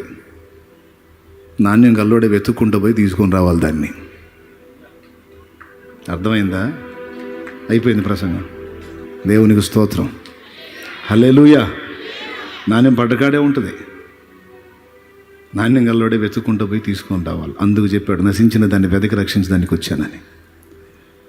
ఎవరు దేవుడో, ఎలా దేవుడో, ఎందుకు దేవుడో, ఎట్లా బయటపడతామో తెలియక నాణ్యము వల్ల అలాగ పడిపోయి ఉంటే, అందరం కలిసి ప్రాణం తీసుకుందామని ఉంటే, వెతికి రక్షించిన ఏకైక దేవుడు యేసుక్రీస్తు ప్రభు. హల్లెలూయా. నా దగ్గరికి వచ్చి దర్శించి మాట్లాడి నా మనసును ఆకర్షించి నన్ను నా కుటుంబాన్ని విమోచించి శాపగ్రస్తమైన నా జీవితాన్ని ఆశీర్వాదకరంగా మార్చి నన్ను ఆశీర్వదించి అనేకులకు ఆశీర్వాద కారణంగా నన్ను చేశాడు ఆయన. అది దేవుడంటే. ఇది సార్ దేవుడంటే. జీవితాలను ప్రభావితం చేసి హృదయాలను మార్చి చెడుతనములో నుండి మంచిలోనికి మళ్లించి నీతి న్యాయములు పరిశుద్ధత నేర్పి వానికి నిత్య జీవాన్ని చూపి ఒక మనిషిని మహానుభావుడిగా తీర్చిదిద్దగల దమ్ము సత్త ఒక్క యేసులోనే ఉంది. చాలామంది నీతిని గురించి బోధించారు. ప్రపంచంలో ఉన్న పనులన్నింటిలోనికి అత్యంత తేలికైన పని ఏందో తెలుసా? ఎదురోడికి నీతులు చెప్పటం. ఏంటిది? ప్రపంచంలో ఉన్న పనులన్నింటిలోకి చాలా తేలికైన పని ఏంటంటే ఎదురోడికి నీతులు చెప్పటం. చాలా కష్టమైన పని ఏంటో తెలుసా? చెప్పిన నీతిని అనుసరించి బతకటం. చాలామంది నీతి మాటలు చెప్పారు. నేను గతంలో సేవించిన వాళ్ళు కూడా మంచి మంచి మాటలు చెప్పారు, కానీ ఒక్కడు కూడా బతకల అనుసరించి.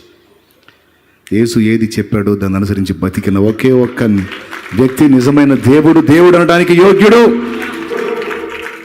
యేసే.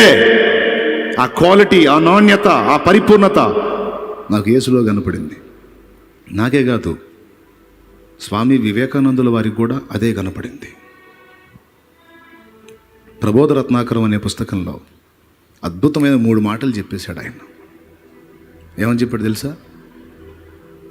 పరమపితను మనం తెలుసుకోజాలం, పరమపుత్రుని మాత్రమే తెలుసుకోగలం. మానవ రూపంలో క్రీస్తు మూలంగా మాత్రమే మనం దైవాన్ని గాంచగలమని చెప్పాడు ఆయన. క్రీస్తు మూలంగా మాత్రమే అంటే ఇంకొకటి వల్ల ఈ అబ్బాయి మాత్రమే ఆ బరువు మోయగలడు అంటే మిగిలిన వాళ్ళు పెద్దగా చెప్పండి, చెప్పకనే చెప్పినట్టు.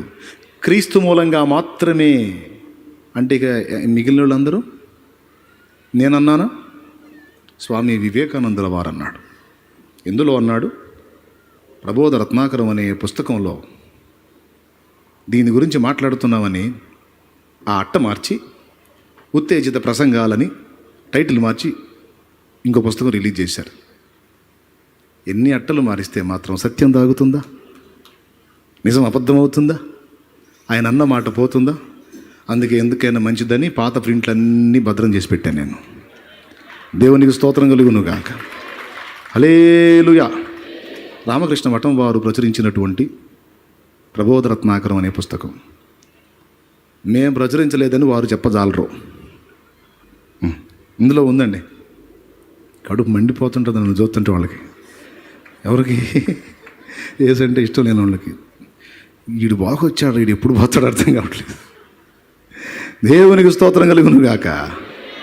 క్లియర్గా చెప్పేశాడు. ఇందులో చెప్పేశాడు. పాత ప్రింట్ మార్చేసుకుంటే తప్పకుండా ఈ ప్రింట్ భద్రం చేసుకొని పెట్టుకున్నాను నా దగ్గర.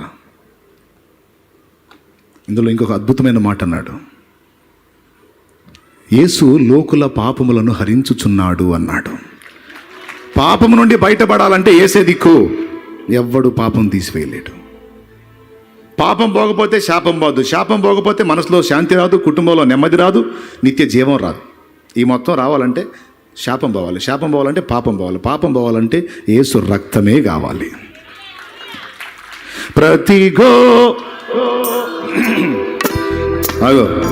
ప్రతి ఘోర పాపమును అడుగును మన యేసయ్యా రక్తము. ప్రతి ఘోర పాపమును కడుగును మన శిక్షను యేసయ్యా రక్తము. మన శిక్షను తొలగించెను, సంహారమునే తప్పించెను.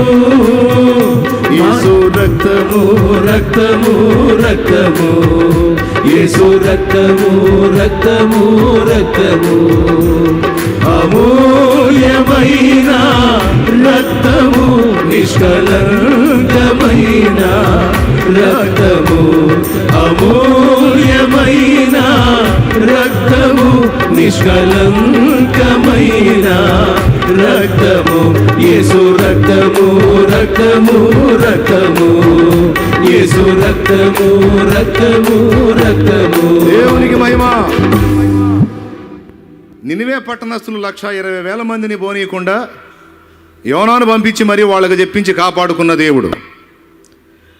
120,000 మంది, ఒక్కొక్కడు దున్నపోతులాగా ఉన్నాడు, కానీ కుడి ఎడమలు తెలియని పిల్లలు అన్నాడు ఆయన. బహుఘోరమైన దుష్కార్యాలు చేసే నినవే పట్టణస్తుల్ని కుడి ఎడమలు తెలియని పిల్లలని అంత ప్రేమించాడు. 140 కోట్ల మంది ప్రజలున్న భారతీయుల్ని దేవుడు వదిలేస్తాడా? ఎట్టి పరిస్థితుల్లో అసంభవం. ఇలాంటి వాళ్ళ చేత మాట్లాడించాడు. అందుకే మరి నేను చెబితే ఎనరగా, అందుకని ఇలాంటి మంచి వ్యక్తుల ద్వారా మాట్లాడించి సాక్ష్యం ఇప్పించాడు. యేసు ద్వారా మాత్రమే మనం దైవాన్ని గాంచగలం. యేసు మాత్రమే పాపములను హరిస్తున్నాడు. యేసు లోకుల పాపములను హరిస్తున్నాడు. 2, మూడవది, యేసులో ఎలాంటి అపరిపూర్ణత లేదు అన్నాడు. మిగిలిన వాళ్ళందరి గురించి ఆయనకు తెలియదా? వివేకానందుల వారికి తెలియదా? మరి వాళ్ళలో కూడా లేదనలేదే. యేసులో ఎలాంటి అపరిపూర్ణత లేదు. ఆయన పరిపూర్ణ పరిశుద్ధుడు. కాబట్టి అందరికీ చెప్తున్నా, యేసు ప్రభుని ఎరగని వాళ్ళకు కూడా చెప్తున్నా, పాప శాప బంధకాల్లోంచి బయటపడాలి అంటే యేసు రక్తమే నీకు ఆధారం. నన్ను వెతికి రక్షించాడు నా ప్రభు. ఈరోజు నిన్ను కూడా పిలుస్తున్నాడు ప్రేమతో. ప్రిలారా, మూడు రకములైనటువంటి విధానాలు. 1, తప్పిపోయిన కుమారుడు. తప్పిపోయిన పిల్లలారా, తిరిగి మళ్ళుకోండి యేసు వైపుకి. 2, ఇశ్రాయేలు జనాంగానికి విమోచన కొరకు ప్రార్థించండి. రాకడకు సరైన రీతిలో సిద్ధపడండి. ఆ సిద్ధపాటులో భాగంగా మారు మనసు, రక్షణ, ఆత్మశక్తితో నింపబడుట, సువార్త ప్రకటించుట, శ్రమలకు ప్రిపేర్ అయి ఉండుట. Praise the lord. 3వది, పడిపోయిన నాణ్యాల దగ్గరికి మనమే పోవాలి. పోయి, ఎందుకంటే వాళ్ళు అసలు ఏ స్థితిలో ఉన్నారో, వాళ్ళు ఎలా ఉన్నారో, వాళ్ళు ఏం అవ్వబోతున్నారో కూడా తెలియని స్థితిలో ఉన్నారు. మనమే వెళ్ళి వాళ్ళని చైతన్యం చేయాలి. ఫైనల్ మాట, యేసు ప్రభుని ఎరిగిన ప్రతి బిడ్డ నడుం కట్టాలి. నీ తోటి వారికి, నీ కొలీగ్స్కి, నీ సాటి వర్కర్స్కి, నీ సమాజంలోని వ్యక్తులకి, నీ బంధువులకి, కుటుంబీకులకి, నీ గ్రామానికి, పట్టణానికి, పల్లెకి, ప్రాంతానికి నువ్వే ప్రకటించాలి. నువ్వు ప్రకటించకపోతే మరొకరు లేరు ఆయనకు అందుబాటులో. ఇది ప్రతి క్రైస్తవుడి బాధ్యత. దీన్ని మిస్ అయితే రేపు బహుమానం ఉండదు, అక్కడ ప్రశ్నే ఉంటుంది. కనుక అందరూ జాగ్రత్త పడండి. పడిపోయిన నాణ్యంలాగా తాము ఏ స్థితిలో ఉన్నారో కనీసం చెప్పుకోలేని స్థితిలో అన్యులు ఉన్నారు. తమను తాము పరిచయం చేసుకోలేని స్థితిలో అన్యులు ఉన్నారు. తమ ఉనికిని తెలుపుకోలేని స్థితిలో అన్యులు ఉన్నారు. నువ్వే వెతుకుతూ వెళ్ళావు. ప్రయత్నించు, వారి ఆత్మను రక్షించు. రాకడకు సిద్ధపడు. శ్రమలు వద్దు అని కోరుకోవద్దు. ప్రభు చిత్తమైతే తీసేస్తాడు. స్తోత్రం. ప్రభు చిత్తమై ఉంచాడనుకో, ఉండనే నీ మంచికే వస్తుంది. అది నీకు మేలే జరిగిద్ది. సిద్ధపడదాం అందరం దేవుని కొరకు. రైట్, మోకాళ్ళ మీదకి వచ్చేద్దాం. ఇంత క్లియర్గా చెప్పాడండి. ఒక తెలివి గల్లోడు అంటాడు, ఒక తెలివి కల్లోడు అనుకునే తెలివి తక్కువ దద్దమ్మలు అన్నమాట. ఏమంటున్నాడు? వాళ్ళ పుస్తకాలు మనకి ఎందుకండి? ఇంత అద్భుతంగా సమాధానం ఇచ్చాడు, ఇంత అద్భుతంగా సాక్ష్యం ఇచ్చాడు ఆయన. దాన్ని వాడుకో అవసరం లేదా మనం? అన్యజనులు వారు ఎవరిని గౌరవిస్తున్నారో వారి మాటతో మనం వెళ్ళొచ్చు. వారు గౌరవించే వ్యక్తులే యేసును గౌరవించి గణపరిచి మాట్లాడారు. ఏమండి, బోవ ఆకలి అవుతుందా? బోవా ఏమండి, బోవ ఏమన్నా ఆకలి అవుతుందా? అటు ఇటు తిరుగుతారా? ఏమండి, అటు ఇటు తిరగండి. సంతలో తిరిగినట్టు తిరగండి. బోవా అడిగి పోయిద్దండి, ఉంటుందండి. నిలబడండి, కాస్త ఉన్న చోట ఉండండి ప్రశాంతంగా. ఫైనల్గా పిలుస్తున్నాను, కొంచెం మీరు సైడ్ ఇవ్వండి. ఇటు రండి, పక్కకు రండి. యేసు ప్రభు ఇచ్చిన అవకాశాన్ని వినియోగించుకొని పరిశుద్ధులందరూ ఎత్తబడే ఆ రాకడలో నువ్వు కూడా ఎత్తబడాలి అని నీకుంటే నేడే రక్షణ దినం, ఇదే అనుకూల సమయం. నీ పాపాలన్నీ కడిగేసుకొని మారు మనసు పొంది పాప క్షమాపణ నిమిత్తమై బాప్తిస్మం పొంది పరిశుద్ధుడవై పరిశుద్ధురాలివై క్రీస్తు కొరకు నిలబడే సువర్ణ అవకాశం. రక్షణ పొందగోరిన వారు, తక్షణమే రక్షణలోకి రాగోరిన వారు ఇప్పుడే వచ్చేసేయండి ముందుకి. బాప్తిస్మానికి సిద్ధమైన వారందరూ కూడా ఎక్కడెక్కడున్నారో త్వరగా వచ్చేసేయాలి. ఈ టైం దాటిందంటే మళ్ళా నువ్వు సాయంత్రం వస్తే కూటమి ఉండదు ఇక్కడ. హల్లెలూయా. త్వరగా రక్షణ బాప్తిస్మానికి సిద్ధపడిన వాళ్ళు ఇంతమందిలో ఎంతమందితో దేవుడు మాట్లాడాడో. ఎంతకాలం ఇంకా శాపాల్లో పాప బంధకాల్లో ఉంటావు? పిచ్చిబట్ట ఆయన చిత్రవాదగా శ్రమను అనుభవించింది. ఎంత ప్రమాదం నీకుంటే ఆయన అంత పని చేసుకున్నాడు. ఆయన రక్తమంతా దారపోశాడు కదా నిన్ను నరకం నుంచి విమోచించడానికే. ఈ అద్భుతమైనటువంటి అవకాశాన్ని పోగొట్టుకుంటే రేపు నీదో కాదో తెలియదు గనుక నేను ఒక పాట పాడబోతున్నాను. ఈ పాట కంప్లీట్ అయ్యేసరికి వచ్చేసేయాలి ఎక్కడెక్కడ వాళ్ళందరూ. ఈ టైం దాటిపోయిందంటే ఇక నీకు కావాలన్నా నేను దొరకను, నీకు అవకాశం ఉన్నా నాకు అవకాశం ఉన్నా నువ్వు దొరకపోవచ్చు. పక్క ఇదే టైం. ఎందుకంటే పిలవాలి కాబట్టి పిలుస్తున్నా. దైవజనమా, దేవుని కొరకు బ్రతకండి. ముందు చెప్పాడు, మొదటి ప్రేమను విడిచిపెట్టకుండా హత్తుకొని ఉండండి. ఒక మాట అంటాడు సాల్మన్ అన్న మాటల నుంచి దేవుడు. భార్యని భర్త వివాహం చేసుకున్నాడు. ఎందుకు చేసుకున్నాడండి? బట్టలు ఉతకడానికి, ఫుడ్ వండి పెట్టడానికి, అన్ని పరిచర్యలు చేయడానికా? ఈ పరిచర్యలన్నీ ఇతరులు కూడా చేస్తారు. మరి ఎందుకు చేసుకున్నాడు? ప్రేమను కోరి. ప్రేమను కోరి. ఈరోజు నిన్ను నన్ను దేవుడు కోరుకున్నాడు, ప్రాణం ఇచ్చి కొనుక్కున్నాడు. ఎందుకో తెలుసా? మనం చేసే పనులన్నీ సెకండు, ముందు మనము మన ప్రేమ కావాలని మనల్ని పిలుచుకున్నాడు, మనల్ని కోరుకున్నాడు ఆయన. కాబట్టి ముందు నువ్వు కావాలి యేసుకి. సేవకుడా, సేవకురాలా, విశ్వాసి, సోదరుడా, పరిచారకుడా, నువ్వు కావాలి. నువ్వు వచ్చి నువ్వు అందుబాటులో ఉండి నీ నుండి ఆయనకు రావాల్సిన ప్రేమ వచ్చిన తర్వాత నీ పరిచర్య, నీ కానుక మిగిలింది ఏదైనా. కానీ నువ్వు కావాలి ఫస్ట్. అందుకే నేను దేవునితో గడిపే విషయంలో నాకు టైము ఇబ్బంది అనిపిస్తే పరిచర్య అయినా పక్కన పెడతా, పోయి కూర్చుంటా. నాకు ఆయన కావాలి. ఆయనతో కూర్చోకుండా, ఆయనతో వ్యవహరించకుండా, ఆయనతో సమయం గడపకుండా, ఆయన దగ్గర ధ్యానించకుండా, ఆయన దగ్గర వాక్కు పొందకుండా నేను పోయి ఏం పోటు పొడుస్తా, ఏం సాధిస్తా? నాకు తెలుసు అంత బుస్సేనని. అందుకే ముందు ఆయనతో గడిపే అనుభవాన్ని మిగుల ఇష్టపడుతున్నా మీ అందరికీ అదే తెలియజేస్తా ఉన్నా. నిరుపు నిదానం కలిగి కాస్త దేవుని సన్నిధిని వెతకండి, కాస్త దేవునితో గడపండి. దైవజనమా, సేవకురాండ్రు, అలాగే క్రీస్తు యేసునందున్న ఇంతమంది ఆశతో ఎండ కొండ అనకుండా, దూరం భారం అనకుండా, ఖర్చు అనకుండా ప్రయాసతో వచ్చారు. ఎంతో కొంత ఆత్మీయత మీలో బ్రతికుంది కనుకని మీరు రాగలిగారు. దేవునికి స్తోత్రం. ఆత్మీయ స్పర్శ